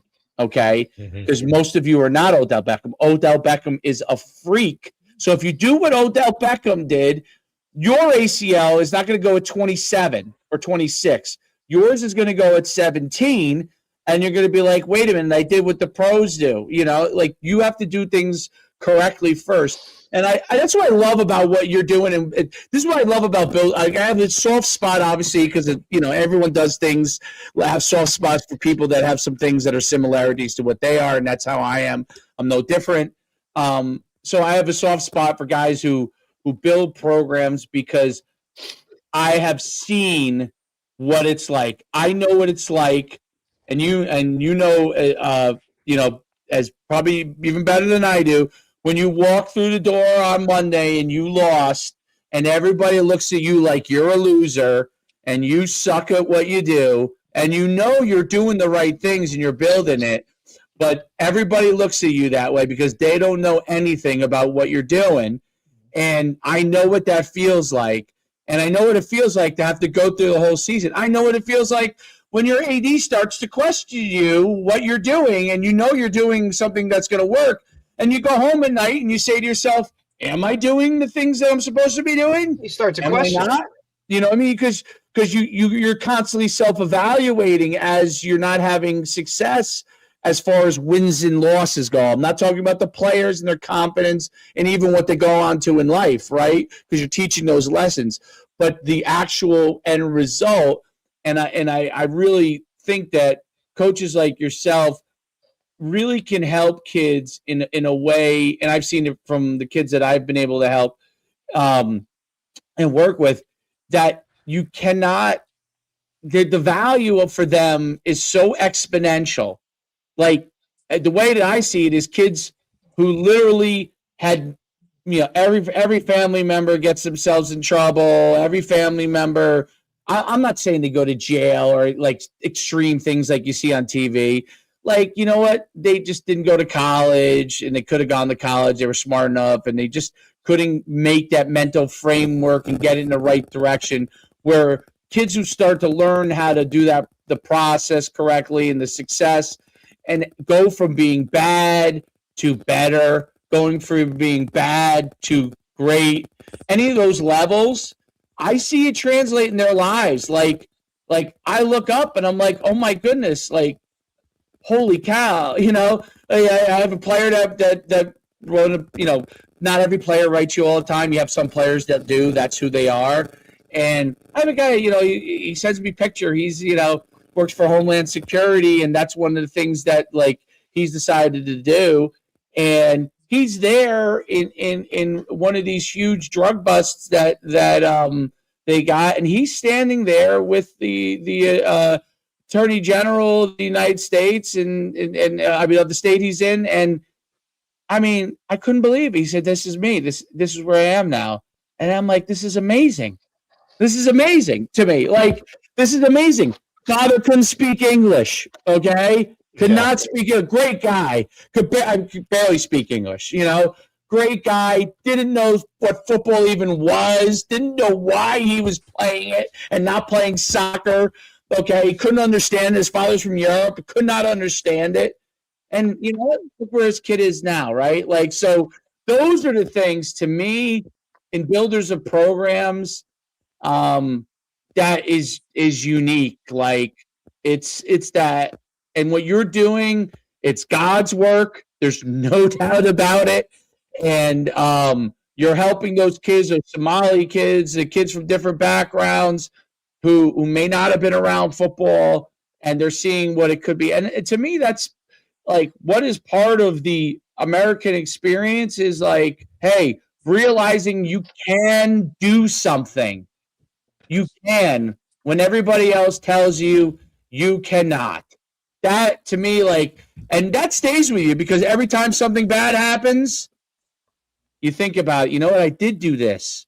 Like we're 0-9 and we were now 6-4, you know, or whatever it is, right? And that, I mean, I don't know. I'll leave you with the last word. What your thoughts are, you know, from that standpoint. Oh, I think one of the things that everything you were talking about is more, a larger symptom of the issues that we have in society, where everybody they're looking for that highlight, right? They want that one highlight that they can get where they broke a kid's, ankles or whatever when we talk about the routes or anything like that. And I think just going all the back through this is like kids are looking for that gratification.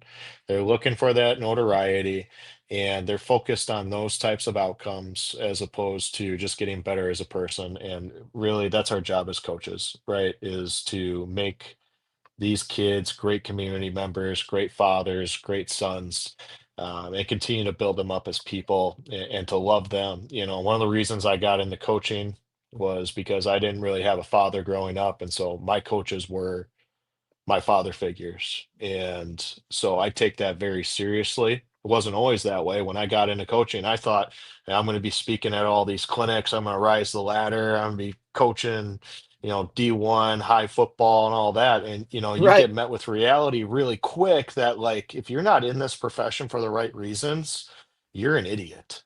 Yep. And so you really got to reevaluate where you're at.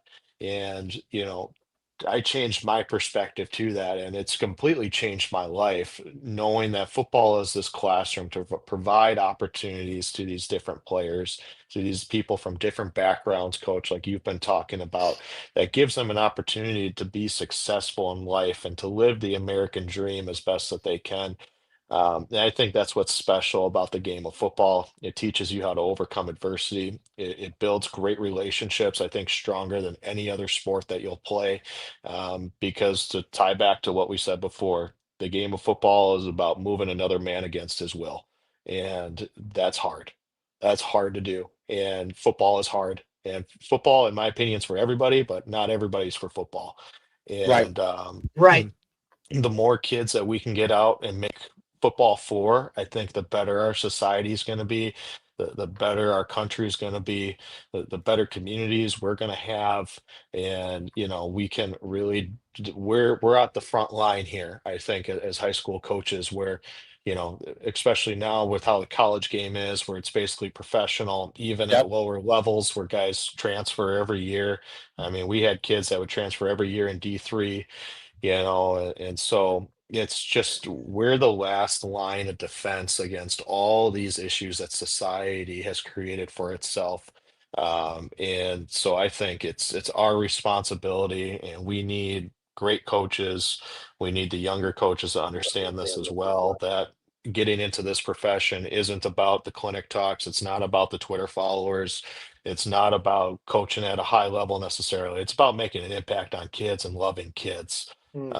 and trying to be the best person you can be to help those kids be the best people that they can be in our communities, and continue to make this a special sport for everybody. Very well said. Well said. I can't thank you for coming on.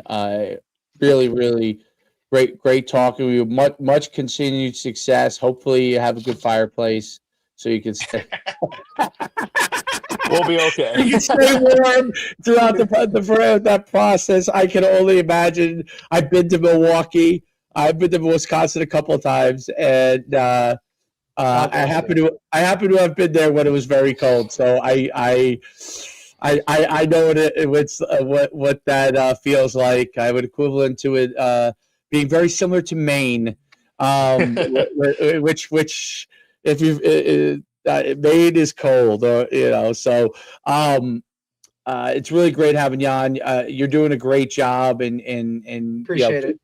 keep fighting a good fight. Like that's the impact you're making is so exponential.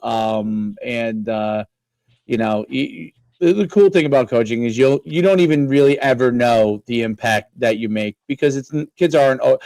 You have great kids that'll tell you, and that makes you feel good.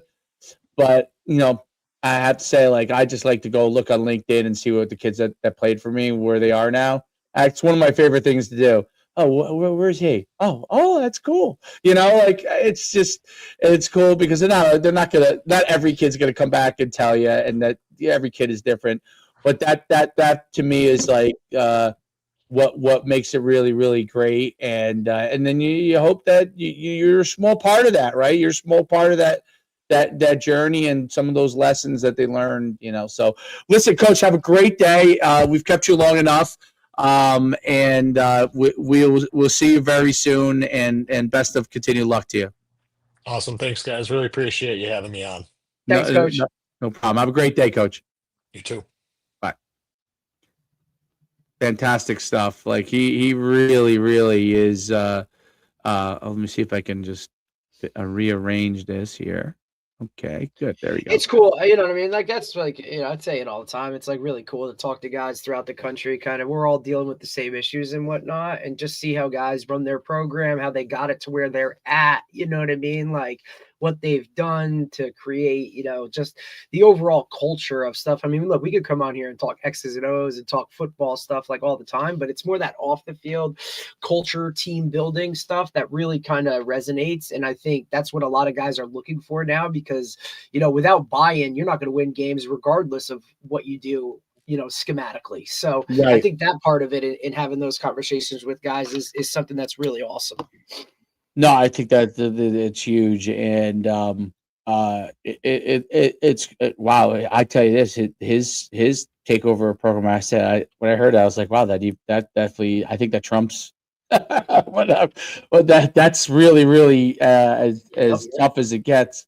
I was always able to point to at least Powell Park in 1991. I think won the state championship, right? So I can always point to like. It has been done before, like that team did it. Like by the way, I would find the guy every once in a while. There would be a guy that was either living there still or in Orangeburg County. I would bring them in that was like an all county guy from that team. And talk you're like, hey, can you talk to these guys to show them that there is some light at the end of this tunnel? Like, because it's hard. I get it. It is. That's the only guys I could bring in too. There wasn't a lot, so I'd be like, can you come in? Like you won the state championship. Like, what did it do for you? And but it's hard when there's only one, and it's not like it's not like when there's even if a team doesn't win the state championship, if they're playoffs every year, obviously they got a good program, right? But like when there's like not many playoff appearances, and it's just like you're like, okay, let me try to. Where can I find these guys? I would look up who are the all league guys. Well, and I think that's part of one of those, like,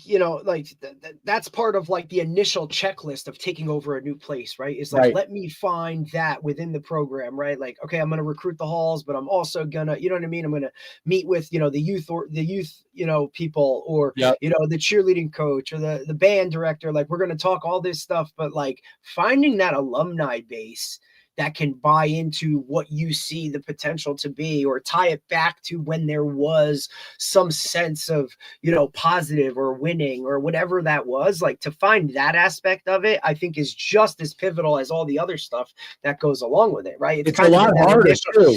Well, when you're in a losing program, right? And because most guys have kind of disassociated or stepped, like they're out of it. Like, dude, what are we talking about here? And it's like, hey, you're one of those, like, how are you any different than the other guys? Right. Like, yeah, the last guy came and said this same thing to me, and it was like, hey, no, like, this is gonna be, you know what I mean? To find that buy-in is important. Yeah, there's no doubt. I mean, there is like for example, like you were a really good athlete, like that is one of the good, and it's way harder when you actually were not like some successful athlete. Like at least like I was able to be like, okay, I had success myself, and I've been an assistant on great teams. So you Yes. know what I mean, and I'd been a head coach before, so I could point to some things. But sometimes you don't You even don't have that that track record. Yeah, you don't have that you don't have foundation even. to go That's on. even harder. I don't even know. Especially, Honestly, if I couldn't point to myself sometimes, like as like, hey, I was able to do this and this helped me succeed.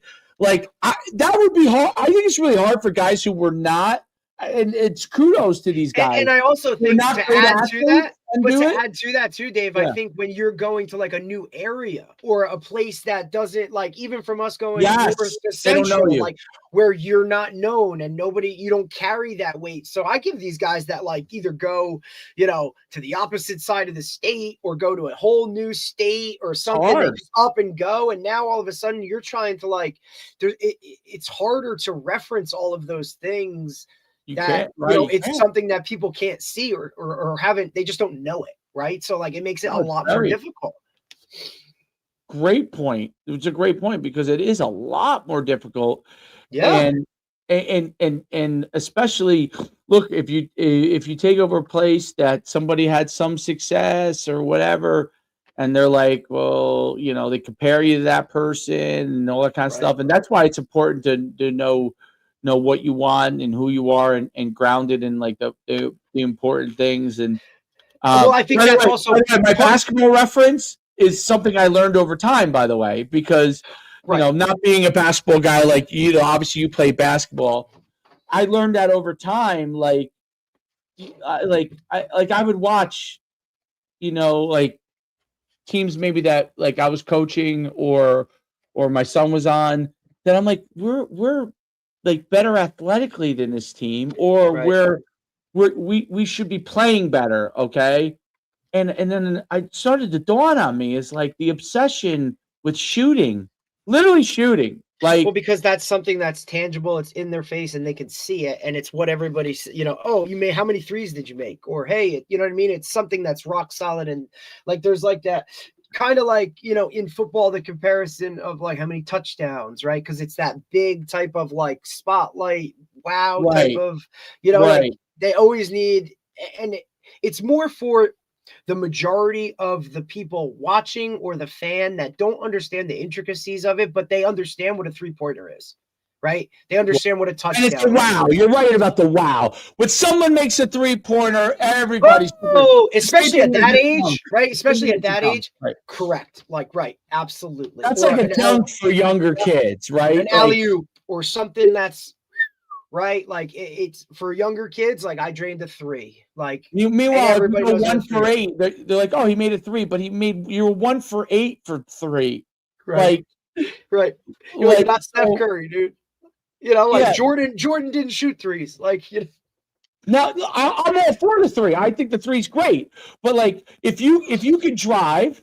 And have that foundation doesn't that make the three like you can't even hit the rim right now, dude. You know what I mean? But if you drive, doesn't that make you can correct me if I'm wrong. If you take the ball to the basket and you guys like I think about it as like me as a person, right? If I'm standing in there and a group of kids are willing to drive, they keep banging into me, okay? I don't as an athlete, that doesn't seem to be fun, okay? Like it's not fun when a guy comes down in the lane, leans into you, bangs into you. Even if you bang into him too, you have to do that over and over again, right? Right. So now you step back and you shoot a shot because they're so used to you coming down inside. Now you're actually all alone, and you probably have a higher percentage chance of making that shot versus when a guy's out in your face and you shoot it over him and But it creates that wow, and that's what they want. Yeah. I just think that's like a football. It's the same thing as like, you know what? I still think no matter how good your pass team is passing, if you can't run the ball, at some point you're gonna have a problem. It's gonna be a struggle. At some point. Somebody eventually, unless you are literally the best team in the country, okay. At some point, they're going to have a group of guys that are as fast as you or faster, And Absolutely. now you can't run the ball, and now your guys can't get off the line and they can't get open. I mean, you're passing it. That's why the run game is so, to me, so important, that you have to have a run game. Like, people, it's funny because if you ask anybody, they all think that, like, Dave Schumann, oh, he's a spread guy. Like, I'm like, Right. there's no team that I've ever had in my life that didn't run for probably double the yards that we threw for. But because you use like sets and like, I want to run. Like, well, I was a running back, for God's sakes. You know what I mean? Like, so, it's wild.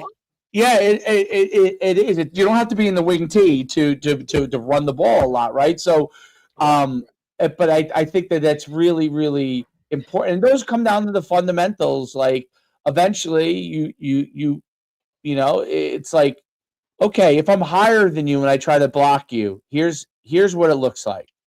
Now I'm lower than you.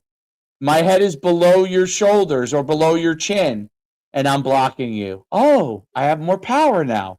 And you know what? Kids understand that when you teach it to them at that level. What happens, even at the high school level, because you guys are, you're moving so fast, right? You're trying to teach so much.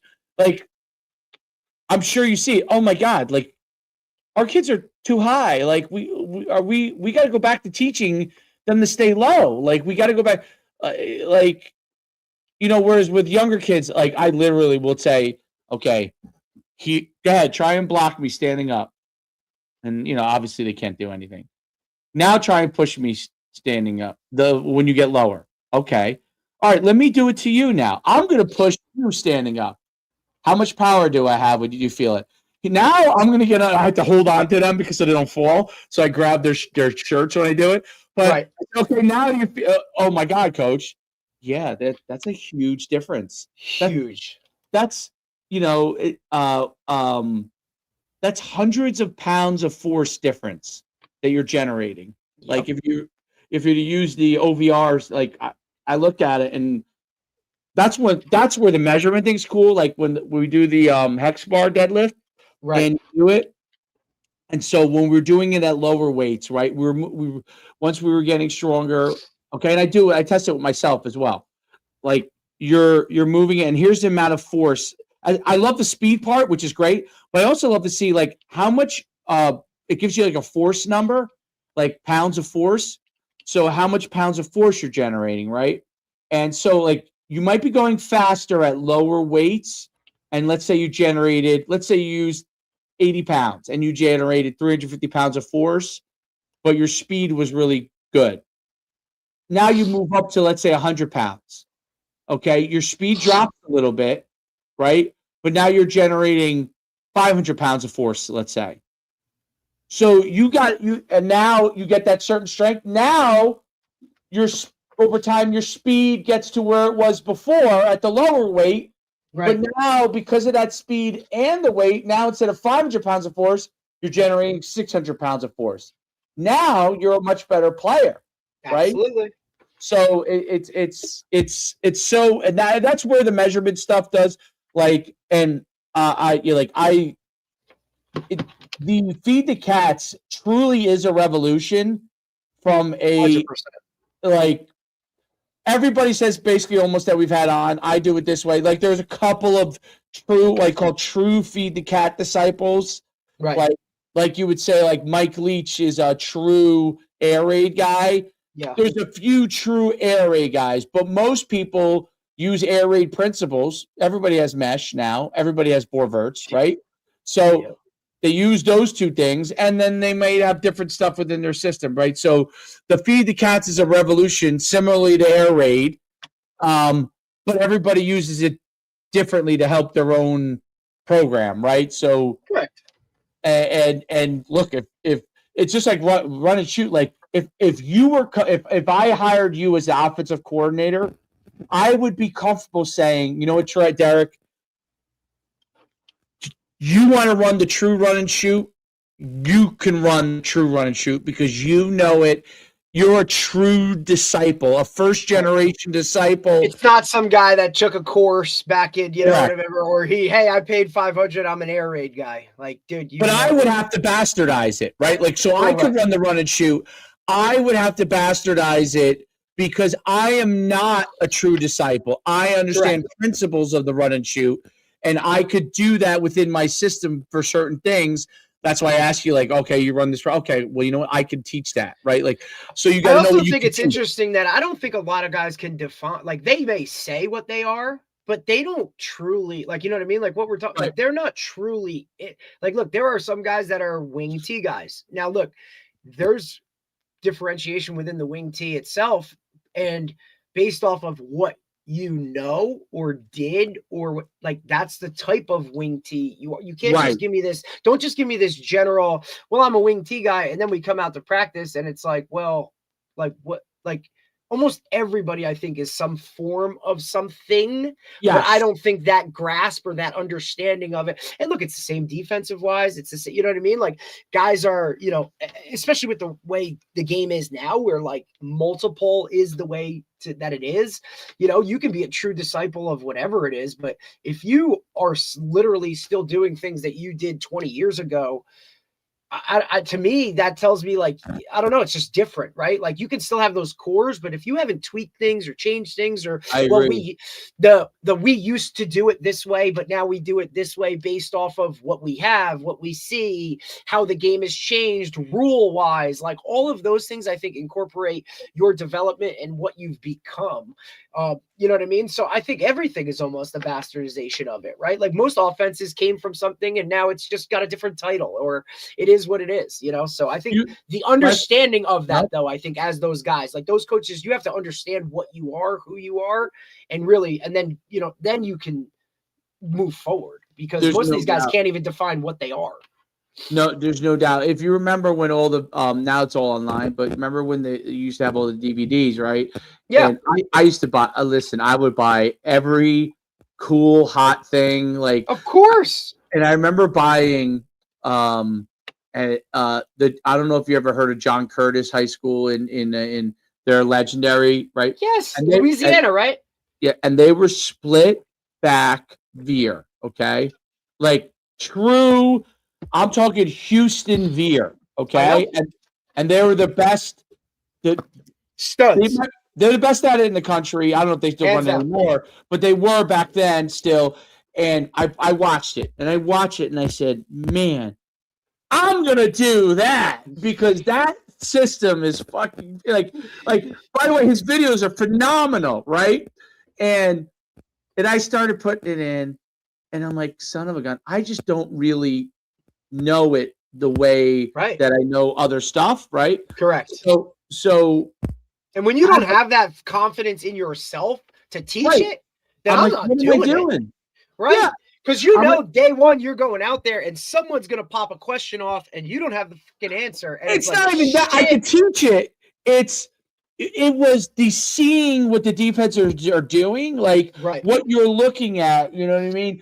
And I always thought, like, the greatest thing about, and it was impossible for me in the way that my mind works to teach it, because it would require a certain level of all in to that system, was the outside veer. Derek, the outside veer.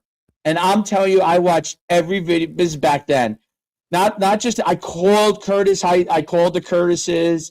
I emailed them, and they were. It's like it's just like Bixby right now. Like, I can only imagine how many calls Bixby's gotten to be like, "Hey, how do I Bixby?" Because I already run kind of that stuff. That's kind of how I was. I'm not saying I would do exactly what they do, but like that's kind of how I do my systems. That's how I do it already. So I could fit in there. But if I were to try and do Houston veer, okay, the way that I call things and the way that it just like, now I could teach the veer, right? But I can't, Derek, the outside veer, which is like, I can't remember it now. I think it was like 1, 2, 3, 4, 5, ride, read, and It was, by the way, when they would run it, it was beautiful. I mean, when I I say know. beautiful, They had a legendary head coach, right, for a long time. John Curtis Sr. and then the son, I think I can't remember, but I mean, the high school's That was named where in Louisiana? a Christian school.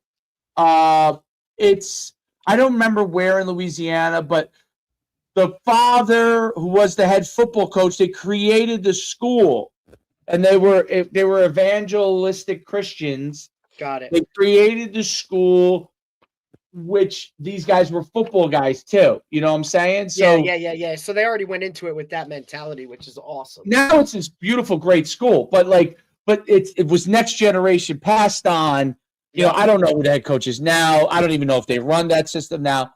But the Curtises were still probably running a it. bastardized, They were still running it back then. Right. Derek, if you could pull up the videos on it ever, just a pure. It's beauty. It's beautiful how they teach it. It's awesome. The inside veer. They don't run midline. It's just back then. It was inside veer, outside veer. Probably cutting guys all over the place. Pull off pass from it. You throw it down the field. Roll off of it. Boot off of it. Yeah. And then a counter, like a trap that was like beauty. The trap, and I was like, man. I could, but you know what it is? The kids too look at you like you're crazy, right? Like this isn't. They didn't grow up running this. They didn't, so that's also important for your culture. Like, what are they running at the youth level? What can you translate that they can understand, that you can teach, that they've learned already, right? That's why the youth programs are so important. That is why I really am like, I don't understand why some head coaches don't even go down there. Like, when you want to know what they're running, when you want to know what's coming up to you, so when you teach it, you can translate for them and easier. But, coaches have had a lot of success with not doing it. It's very different now than before. Well, that's the other thing that football adds to it, dude, is like there's a million ways to skin a cat. And you know what I mean? Like, guys have one doing different types of things and tweaking this or doing that or staying true to whatever it is. Like, man, that's all. Like, that's dude. It's just. It's a lot of ways to do things successful. That's why I think, doing this and talking to so many different guys, like, I think that's really freaking cool. You know what I'm saying? Like, that's all. It's, you know what I mean? Because you see how guys have tweaked things and done things and this and that and all over the place. Like, we're all trying to win games, but like, and then affect the kids that we have in positive ways. And like, you can do it in like a multitude of ways. And talking to these guys and seeing that, like, outside of wherever most of these guys stay within their own little protective bubble of a state or a region or a section or this group level or this type of, like, you broaden out and look at the big picture, and it's like, wow, like, there's a lot of other ways to do this and be successful, right? Like, we can all attain the same goals doing a lot of different things, but all coming back to basically the same thing. No doubt about it. It's and that's what makes football great. I can tell you what will get crazy, by the way. I don't know if you saw, has nothing to do with what we were talking about, but I don't know if you saw that a Baylor basketball is bringing in a guy that was drafted, right? So he was already drafted. Like, he was the 31st pick or something, like 2 years ago or whatever it was. And now he's coming back and now he's playing college basketball. What's so crazy about that? Like, people are like, oh, basketball, it's crazy. I'm like, basketball will not be as crazy as guys who came out early, went to the NFL, okay, got cut, and are now at like the UFL or CFL or nowhere, and want to come back and play college, because that's what's going to happen next. Guarantee it. Absolutely. Because basketball, I always say, is like, basketball, you could actually, that's where a lot of these things go first, because you know what? You could do it in basketball. Yes, it affects your culture a little bit, but basketball has 5 guys, okay, that are playing and on the court at one time, and maximum, like, Dan Hurley probably uses more players than everybody else. He's playing like 9. Most people are probably playing any real minutes, probably 7, and then there might be subs playing minutes, but maybe 7. Football, you're playing 50 guys in college, and so if you think about it, if you went to the NFL, you got drafted in the 7th round, got cut, okay? in camp. Now you're at home and you left early, okay? Or you might have had another, like with today's world, they have so many years damn eligibility. You look Oh up my and you're like, God. I had another year. Guys are Shit. playing 7 years, dude. Right. You look back, you go, well, I guess I probably could get another year. You petition the NCAA, you win. That's not going to be one guy on Baylor or 15 guys in basketball, right? 20 guys in basketball that are doing it, which is probably going to happen. Absolutely.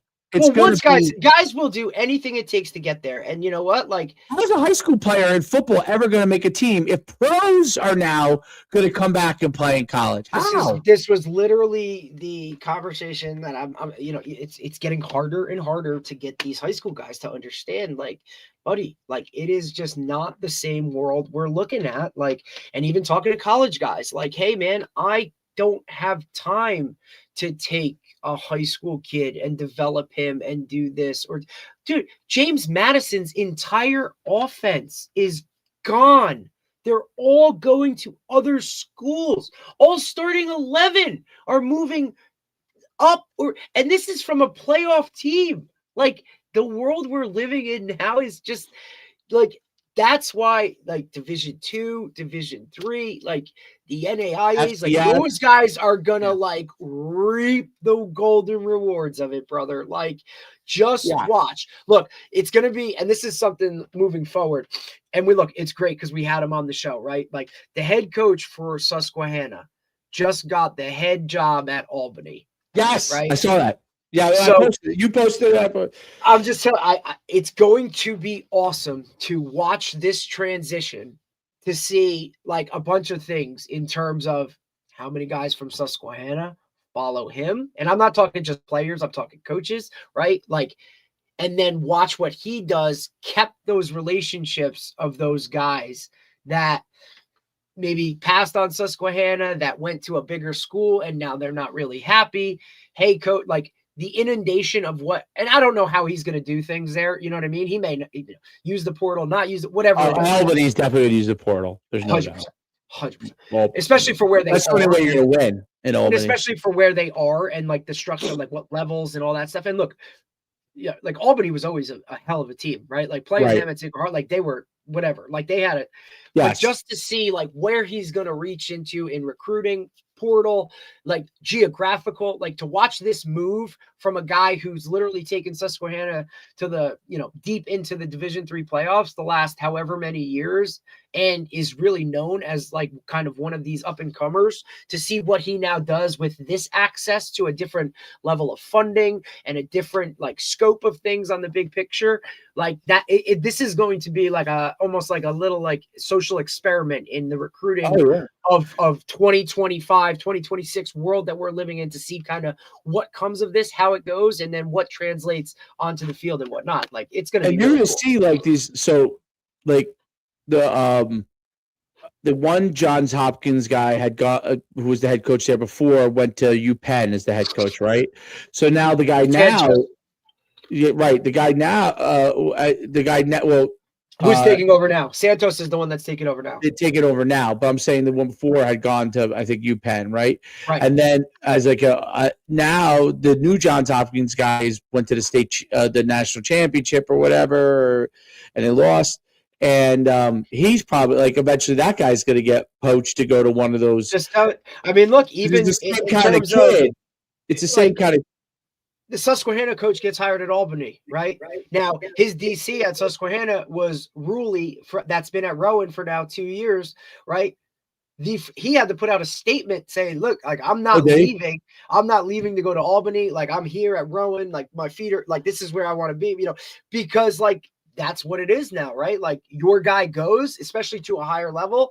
Now, do you go? And, like, no, like, I'm here, right? So, like, that's, like, a whole different side of it when it comes to that world. Like, look, and we've seen it. It's every coaching cycle, but I think we've seen it now more prominent. I mean, look, Chip Kelly now going to go to be the OC at Northwestern. Like, that came out this morning. Like, just the moves that are being made within it, guys jumping here, guys jumping there.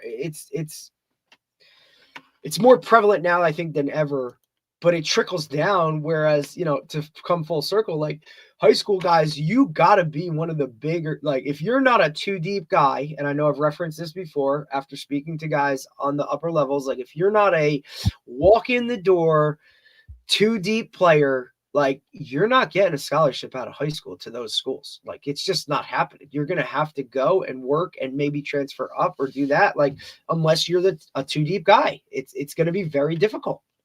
It's going to be very difficult. And I think the other and that's thing where majority of guys are. Majority of guys aren't the 4-star, 5-star. Like that's why there's only 50 or there's only a couple of those dudes. You know what I'm saying? And they already know where they're at, right?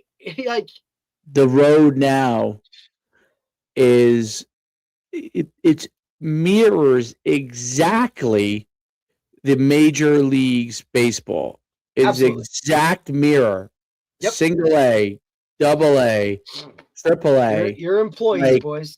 Where you are coming out of high school, you're either going to be the big leagues, the triple A, double A, or single A. And that's, single A is like Division III, double A is Division II, triple A is like FCS, Group of Five, and then obviously the major leagues is the Power Four conferences, right? And so that's what it is. And there are guys that are going to be at single A, go all the way up to the major leagues, and there are guys that. But a lot more people are going to start at that lower level, and work up.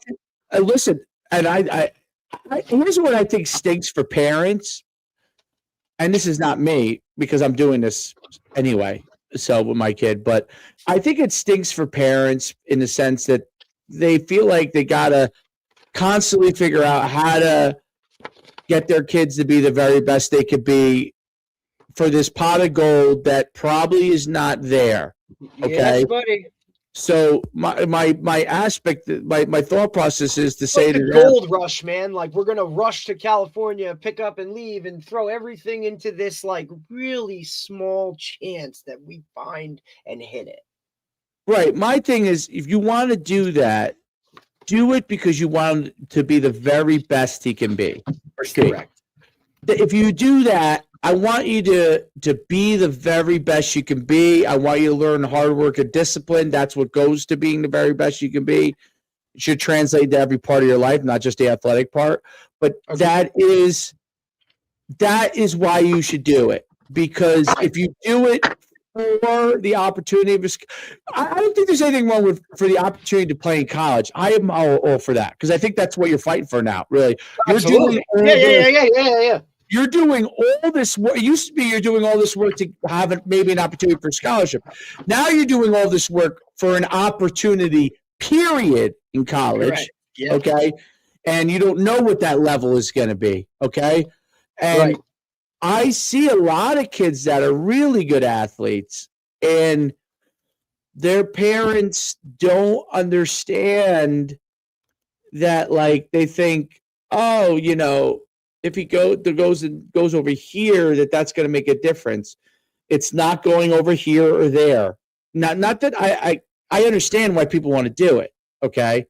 But it's not going here or there that's going to make the difference. Is doing all the things to help them be the very best that they can be is what's going to make the difference. You can go over there instead of here, and maybe you do find a better situation. I'm not saying you don't, okay? But it's putting first things first. Are you doing all the things to be the best you can be? Right. If you are, because if you're not doing that, you're already not. Why are you going over there? Because if you're not doing all the things to be the best you can be, and you want to go over there, you're just going to find the same result over there. First, do all the things that you exhaust being the best. Yes. Right. And then if you're being the best you can be, maybe there is a kid that's great in front of you. That happens. You go over there. I understand that. Okay. And then you don't want to wait. I mean, I think that there's opportunity. If there's a chance for you to get on the field, if you wait, you probably should take that.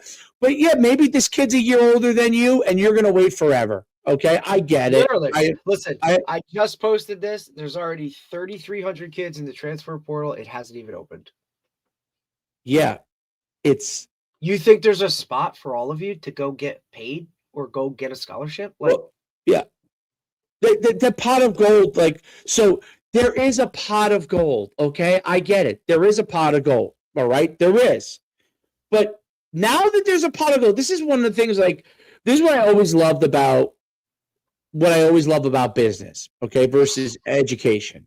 All right, and by the way, education is obviously important, but in education, if you fail as a teacher, okay, unless you're an asshole, they're probably going to try and figure out how to help you go over here, go over there. They're not going to like kick you out because you're right. an average teacher. You know what I mean? Like, Yep. they'll kick you out if you're an asshole, but not if you're an average 100%. teacher. But the in business, okay, in business, if you want to step into the business world, you have to understand that success means making more money for the company or profits. Actually, it's not even about how much money you make, it's profitability, because everybody gets paid more on profitability, right? So the more profitable the company is, the more people can make that works within the company. Okay. And there are pros and cons to that. One of the pro is the person that really wants to quote unquote figure out a way to be the best is going to want to try and be in there in the position that has the opportunity for most upside. Okay. The con is you get some people that are assholes. Okay. Right. That's the con. Yep. But you know what it is. All right. You kind of know a little more what it is. Not that there aren't nepotism and all. There's that and everything. Like, people are like, oh, it's everywhere. Okay. It's at schools. Those things are everywhere, no matter where you go. Stop complaining about it. It's going to happen. You're going to be at a place where the principal hires someone he knows, and you're going to same thing in business. Okay. It just happens. Okay. That's how the world works. Stop complaining about it. That's how the world works. Get to know more people. I don't know what to tell you. Right. You know what I mean? Like, make more friends. I don't know. Okay, that's just how it is. Have more babies. If you want to have a successful, have 10 kids, then they can run. You might have more of a shot. Yeah. All right. That's how that works. But when it comes into college sports, which was what I would say is like a quasi business, like we're trying to maintain that education world at the same time they're doing. Now that it's just full blown business, right? What do people expect? What do you expect? Right. You're just there's no more like personability to it anymore. There's no more like you. Oh, the coach was mean to me.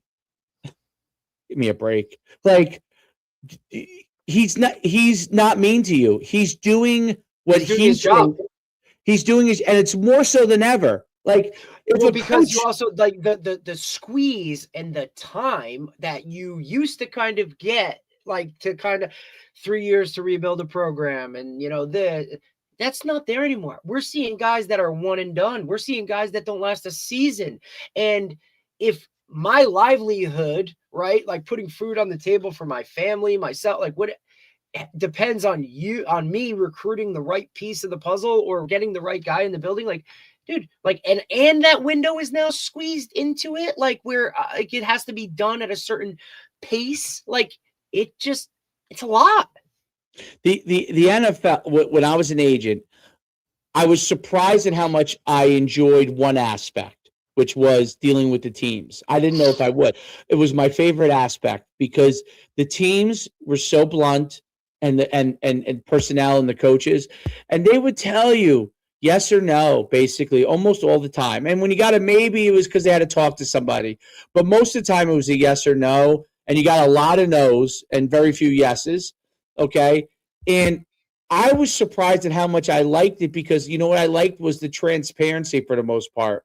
Like, nobody was telling me that, like in high school, right? When you have a player, okay, in the old world. Now this is going to become more transparent, like the NFL, more than the NFL, because there's so much money and there's transfers and all that stuff. It's going to be more transparent. They're just not even going to talk to you, okay? At least the NFL would give you yes or no because you were an agent. You had to pass a test in order to do that. So there's a level of respect for the most part. But they're not going to respect people the same way that the NFL would, because you're dealing with a guy that is qualified to represent people. In the high school and college world, that's not a requirement. They don't have to do any of that. So high school now, where they used to, like, what I liked about the NFL was I was used to high school where this is before it became all about money, where high school coaches would tell me, yeah, I like your player, and then I wouldn't get real transparency. That used to bother me about recruiting. Okay? 100%. Now people are going to have to get used to the fact that there is going to be transparency. Basically, parents are like, what does it mean when they don't get back to you? That means they're not interested. It means get used to it. They don't want you. Because you're going to get more ghosting and, like, you know what I mean? Like, they're not interested. Answering. Like, it is what it is. They ghost me. They're going to ghost you. Okay. And that's the other part I think that's really hard is like, hey, don't you know somebody at so-and-so? And it's like, yeah, that stuff, like, okay, like that might get you in the door a little bit, but that doesn't mean shit.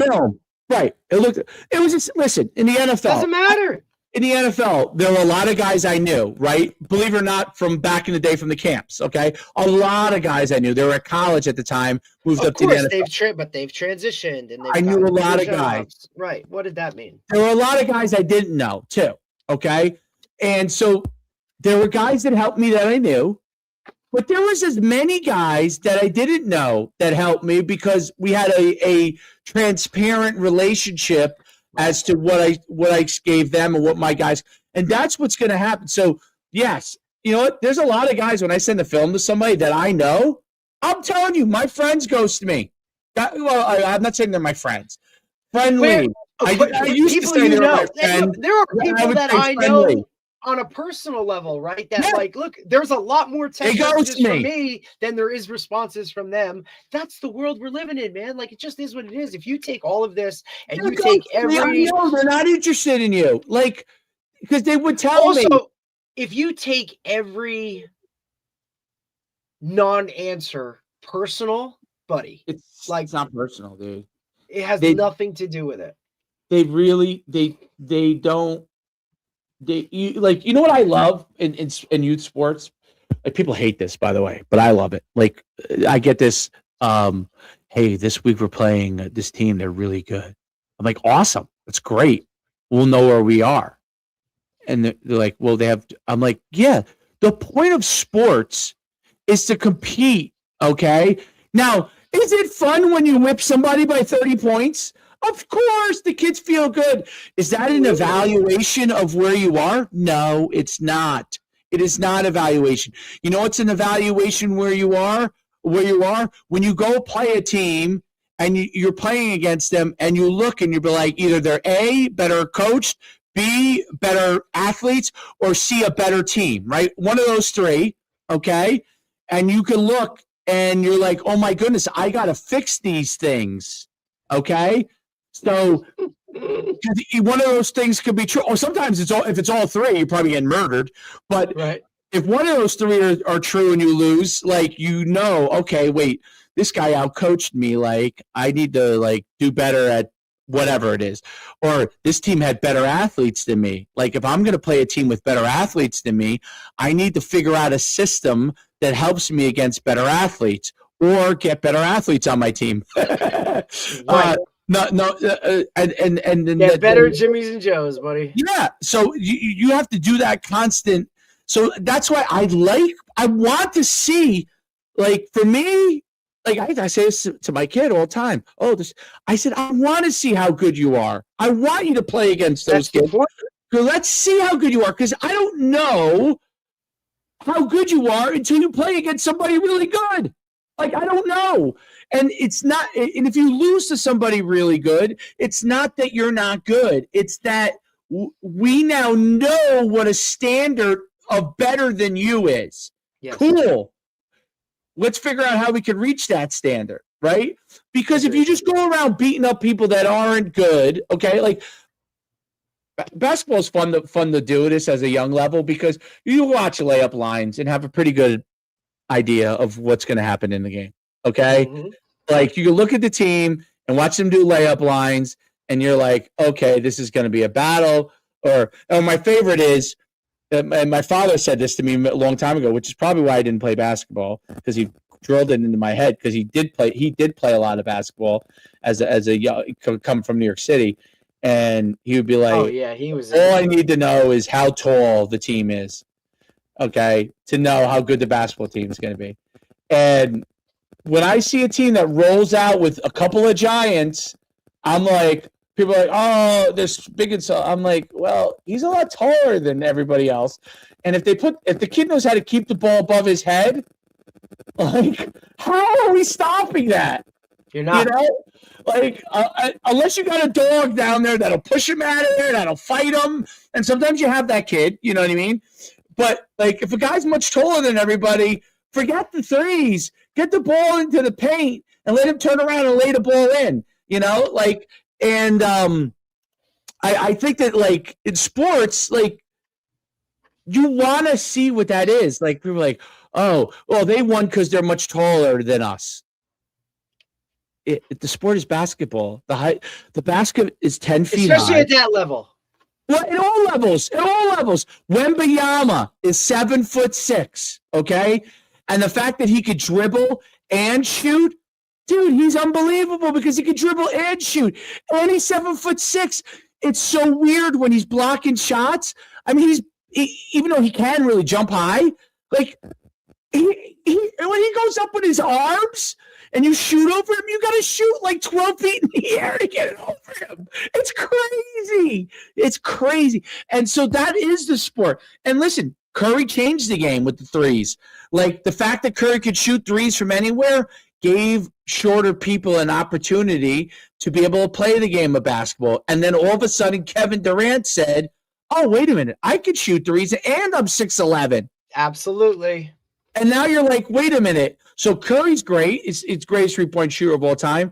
But what if I get a Durant that's 7 feet basically that can shoot threes and can move and can block shots? And, you know, it's like, oh my God, if I could get a 7-foot Curry, a 7-foot Steph Curry, which is Durant basically, Kevin Durant, he's just older now. You know what I mean? Like when he started to do what Curry was doing, he was already in the older part of his career when he was like, he got that aha moment, like, holy shit, I can shoot and I'm 7 feet tall.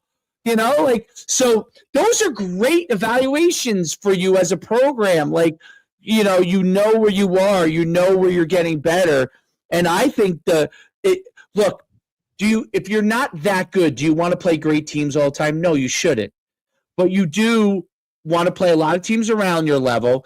And then if you start to get better, you do want to play a better team because you want to know what it takes. You want your kids to know this is what it takes. If you want to be great, these kids or this high school is already great. Like, this is where you got to get to. Now you know that level. And so you're not as good as you think you are. You know what I mean? And it's one of the things, and I don't know if your father was like this, but my father being from New York City, it was always one thing was always difficult, and thank goodness I was a confident person for the most part by nature. But he used to always be like, "I know you think you're fast, but there's always somebody faster." Like, and I didn't even know what to do with that when he would say that to me, and I would be like, "What does that even mean?"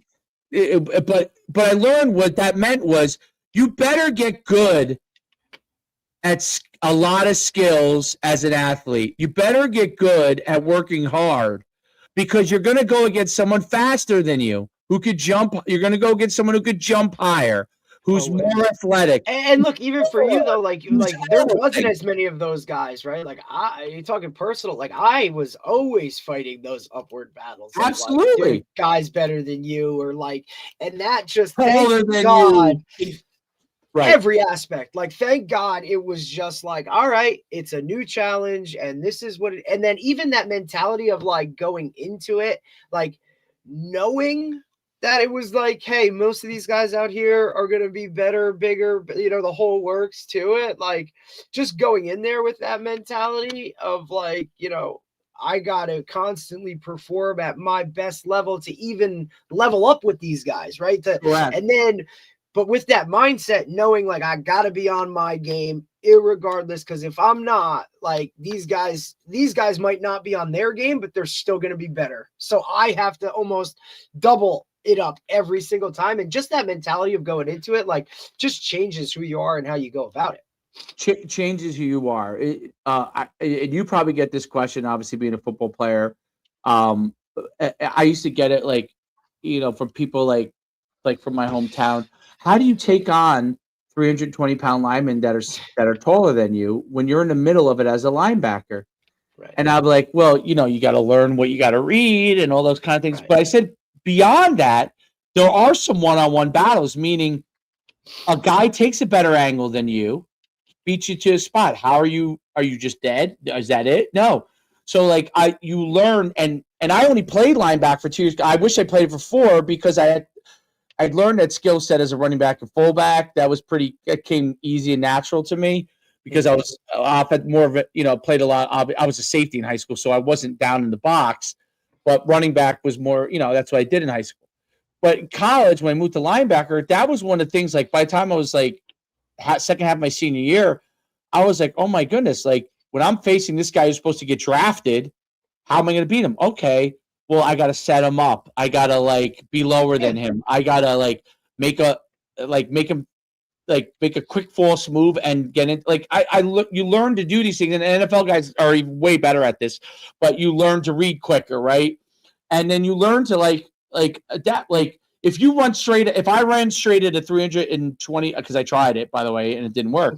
So if you run straight at a 320-pound lineman, okay, just the sheer fact of force and mass, they will drive you back. That's the bottom. I don't care how much you lift. I don't care if you lift more than them. This is what people don't understand. Like I was benching 385 for 3 as a senior. It didn't matter if that guy benched 280. Does it matter? He was heavier and he was athletic and he was going to drive me back. So I had to learn to like get him off like balance before I delivered the blow, because if I could get him a little off balance, instead of him being 320 pounds, maybe he was 200 pounds worth of a person. And now I had leverage because of that.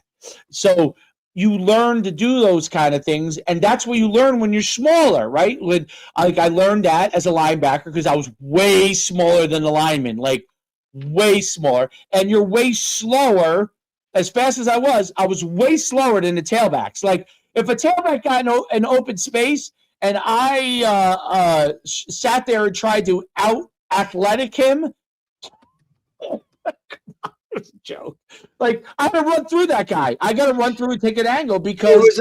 So I always got the right, because hey, like how are you always in the right spot to make an interception, right? Like because right. I had a lot of interceptions, like right. I think I still hold the record at Butler for most in a career, right? Like it was just, I said, well, one, right, like we won a lot of games which forced guys to throw the ball, right? That's a big part of it. I said, 2, like I had really good corners that helped me out a shit ton and whatever. But irregardless of those 2 factors, like how are you always in the right spot, right? And it's like, well, I studied my ass off, right? Like, and when you know they're gonna throw because you're winning, right? And you have 2 good corners that kind of eliminate certain things to where the ball is gonna go, right? You kind of cut down all of that knowledge stuff to understand, and then film study of, and then just like overall playing, like how many times I was in this spot to where they were going to throw it. And then the last part of it was the physical aspect of like, make sure, you know what I mean? Like angles and hashes and, positioning of bodies, and then ball skills to like actually catch it when it got there. Right. But the thing for me was like, hey, they're going to throw it here and I'm going to pick it. Right. Like I'm going to go get this ball. So that side of it that had very little to do with skill set or any of that, like that mentality of like, look, if there's a ball in the air, I don't care how fast that guy is or how high he can jump. Like I'm coming down with it. And that came back to just overall competitiveness. And you know what I mean? Like I know that guy I want this, right? Like, like I know that guy can jump higher than me. So, when he goes up to get it and starts to come down, I'm going up late. You know what I'm saying? Like all of those little pieces to it that because I was a lesser athlete and lesser physically gifted to it, right? Like I had to do all those things. And it wasn't something that I like practiced. And confronting your fears is a big deal. Like, so dude, I used to tell guys all the time, like everybody's nervous before a game. People are like, is everybody, he's not nervous. No, everybody's nervous. I threw up before how you every confront game. it. Yeah. Every level, high school, college. Like I threw up before every game. And that was, even in high school when it's like you're the best player. I still threw up because there was that level of like, it was excitement. It was fear. It was just like, I don't really have that many opportunities to do this. And this is really awesome. And, I'm like, I'm already shot because just through the warm up, I'm so juiced or whatever, like learning to control that and whatnot. Like, as you get to be a player, but like experience of how many games I played and how many snaps there were, right? Like even getting to college, guys would be like, it's like, buddy, like we've done this. This is still the same game with just like a lot bigger, faster, stronger, better players, right? Like the spotlight is still the same, whether there's 5 people in the stands or whether there's 25,000 in the stands. Like that never was a factor to any of that outside noise stuff. But that came with like my coaches constantly stressing that in a chaotic situation, you still need to be calm. And look, you can get fired up and you can get excited, but it's almost like cliche, right? Like there would be like pre-snap was silence for me. I didn't hear shit, dude. Like I heard calls and those types of things of like being aware, but like all the fan noise and cheerleaders and scream, like I didn't hear any of that. You know what I mean? Like almost like have you ever seen the movie For the Love of the Game where he's the pitcher, Kevin Costner's the pitcher, and he's Great like clear the mechanism, right? And everything goes silent. Like that's how I felt pre-snap.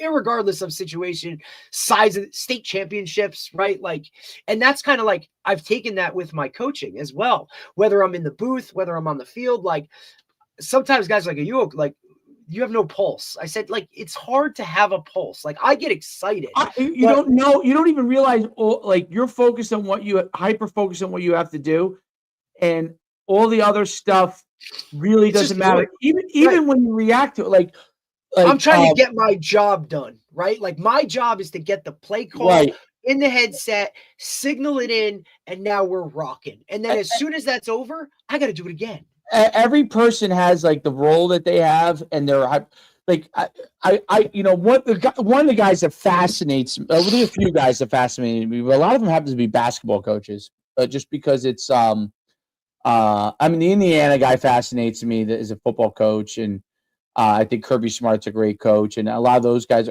but I kind of think I understand where they come from. What I like when I listen to basketball coaches is that their environment's more chaotic, I would say. Oh, God, yeah. Yeah, because it's in an enclosed space. It's louder. The people are literally on top of you. Like, they don't have to outside the box. You know what I'm saying? Like, no, not at all. But their reactions are always on screen. And everything, facial expressions, they take every play to heart. Every play to heart. Like there isn't like every play, even though there's a million back and forths, every play is coached. Where in football, every play is coached, but there's rhythm to the game a little more. Like there's yes, there's rhythm in basketball too, but there's rhythm in the sense that like, okay, boom. We reel off 5 yards. Now we throw a pass and we reel off an 8. Like there's a rhythm to it. So you might be in a mode where you're not saying as much. I watch these basketball coaches and they're fascinating. Like every moment of the game is being coached by them.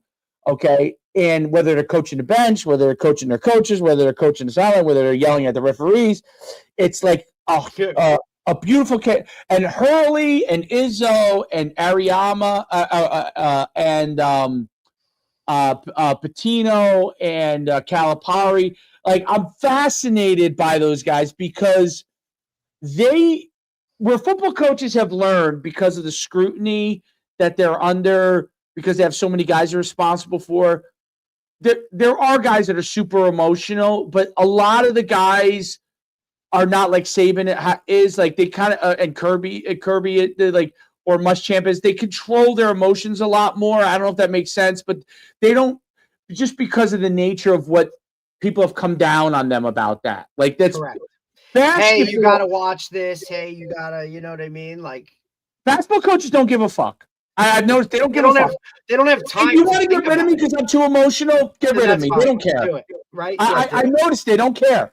So like Gino's calmed down more because he's older and his team just wins by so much. But he talks about a lot of great things. Look at a younger one. Yes, but Hurley, he's still wearing it on his sleeve. Izzo wears it on his sleeve. Calipari wears it. Patino wears it on their sleeve. And I'm missing guys. Shaka Smart. He's a little more calm, but they wear it on their sleeve, right? There's also something for me that like I want a coach that shows a little bit more emotion. As a player, I wanted a coach that showed some emotion, right? Like I wanted a guy that was going to get fired up. Now, I'm not talking a position coach, like a high school, like not even high school, like a head coach. And my coach at Sacred Heart, he wasn't that. He was an O-line guy, right? Like Paul Gorham was just a very cool, calm, your position coaches where you're fired up guys or whatever. Like, but for me, and I think sometimes that adds a lot of like, it's great balance because when that guy does, when that head coach does get fired up, you're like, oh shit, like let's go, right? Like now look, I played for a legend, right? Like Coach G Cola at Montclair State, level as can be, never had a pulse, right? But when he got fired up, which happened once, twice, 3, 4 times a season, buddy, like you're talking flipping a switch and a dial of like, whoa, like here we go, like, oh, Coach G's fired up, like now it's time to roll, right? So I think that balance. You know what else is like basketball coaches? It's funny because the sport is completely different. Is wrestling coaches are the same way. Oh, they're the best. They're involved the whole entire time. And then that victory for the wrestler is just as much a victory for a wrestling coach. And I've been in it because I've coached wrestling, right? Like, and it was awesome because that was just a different. And you're coaching every minute of it. You know what I mean? Like you're every second, like every second you have to be dialed in. Because look, you're only getting 3 minutes a period, or it's the time crunch. You can't miss anything.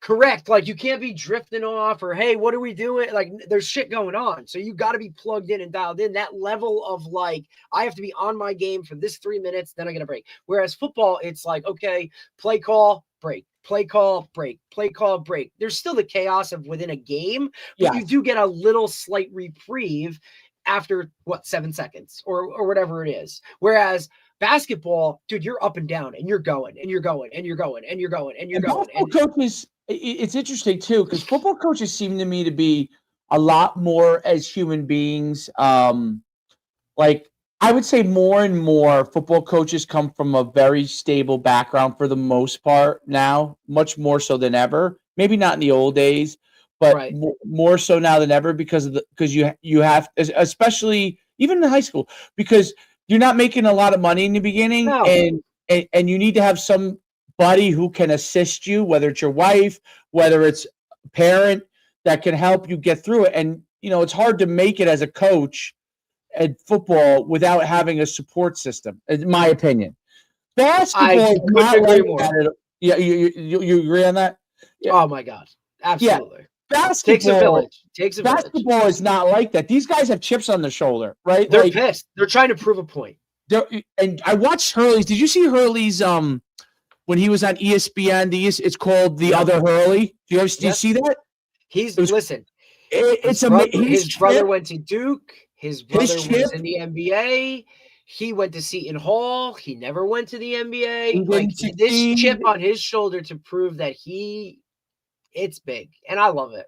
And it makes this like he talked about, like, I thought was so fascinating was because it goes into like obviously he was a great player, but he did not accomplish things, and mentally he struggled at Seton Hall. Like he struggled, and him and his brother were very good. They were just like, there was coaching changes, like like here he is, he's being compared to his brother. You know what I mean? He's being compared, like he wasn't constantly in the shadow of his dad because his dad was such a big name, like dude.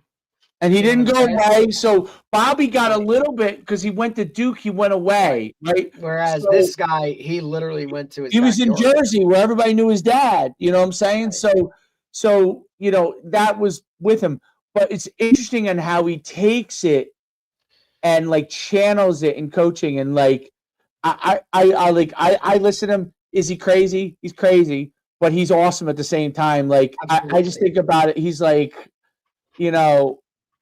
what's the worst thing I do? Yell at some And officials. also, like, when you like that fiery stuff, like your players now buy into it. They might not initially, but he talks about how, like, yeah, those first couple years are tough because I'm trying to get, you know what I mean? Like, I'm trying to build this. And then by the time they leave, like, we're on this level of a relationship, and it takes time. If athletes would fight through that a little bit and reap, and to see the benefits that you're going to reap, like, rocking. But a lot of guys aren't. Football players have to learn because so here's what's different about football than basketball. I realize is like there are basketball players obviously that are tall or really more athletic and can jump and all those kind of things. But if you don't dribble enough and shoot enough, you're never going to be that good in basketball. Like if you don't play enough, There's a lot of skills. There's a lot of skills. So like there's no way to get around it. You're not just I don't care how good an athlete you are, you're not just picking up a basketball all of a sudden dribbling No, really it's hard. So there's some level of work, and you know that from playing it, right? Football is strange in that there are some positions in football that require an insane amount of work, okay? Quarterback, offensive line, okay? In order to get really good at it. And there's some positions that you could actually be a linebacker, you probably have to do this, probably safety. But there are some positions that you could be really freakishly athletic and get away with being an athlete. Okay. I hate saying that, but it's true. Okay? Especially at it makes it high school harder. level. Yes. It makes it harder in football with the new culture, okay, of early gratification, because there are kids on your team that may be just so athletic that they can catch balls or break up passes without having to buy into the whole system. That's what makes football really hard, because the linemen, they can't get good without buying into the whole system. The quarterback cannot get good without buying into the whole system. The linebackers, they're going to stink and never going to make a play if they don't buy into the defense. Unless they buy into it. Until they buy in. But you could get a corner that is just go out. It's why you could just say to that guy, hey, go out there and cover him and be fine. And you don't need to know much. And that's the part of football that with social media and the new thing that is really, I think, hard for a lot of the football coaches because of the instant gratification. These players who fall into that highly athletic realm, I'm not saying you don't work hard, but you could be a great athlete. Sure, you could still get it done without doing. You could be a great athlete. Absolutely. Tight end, you could be a great athlete because you could walk in and be 6'5" and be a better athlete than everybody play tight end. A little bit. Yeah, absolutely. So those positions make it hard for football coaches if something goes awry, because those guys can go off on their own and still be successful. And that's not good for your program, right? And it's not good for the bigger picture of it and the culture of it, right? Because that's what makes football harder in this whole world than basketball to me. Absolutely. Whereas basketball coaches got to coach every minute of every day, but football coaches managing a culture is really, really craziness. Yes, it is. Because of the new world. Because, man, I caught 80 balls. Dude, did you see, you wouldn't, well, there's no reason for you to watch it because UConn's not as good as other places, but UConn football, they have a great receiver. He's got 100 catches. Everyone's like, oh, he's going to play. He's going to play. He goes there, and I guess in his mind, I'll show up for the guys. He plays 4 plays, doesn't play the rest of the game. Now, my thought process is that that's not good for the team. No. He's standing there. The best player on the team is standing over there on the sideline, not participating, and we have to go out and play a game because he's not going to participate. I thought that part that was now obviously the head coach left, so it made it difficult. Hang on, Dave. Hang on, continue what you're talking. Give me 1 sec, though. I just gotta run out real quick. Give me 2 seconds. Yeah. So what I thought was really difficult about that is that those guys were put in a situation where it was going to be very difficult to win the game, because how can you rally together as a team? How are you going to be able to rally together as a team when that happens? When you're left there with someone on the potentially multiple people on the team who are not going to go in, and how can you have a culture to win a game from that standpoint? And I think that's what makes it really, really difficult in a football game because of that aspect, because you have to fight and because you have to battle, and you're left there and those guys are hung out to dry. And the culture of football needs the whole entire group united in order to have a chance for success. I can tell you what the score is going to be in those kind of games, because that's exactly what happens. And in football, I think that the bowl game culture outside of the teams that are in the top 12,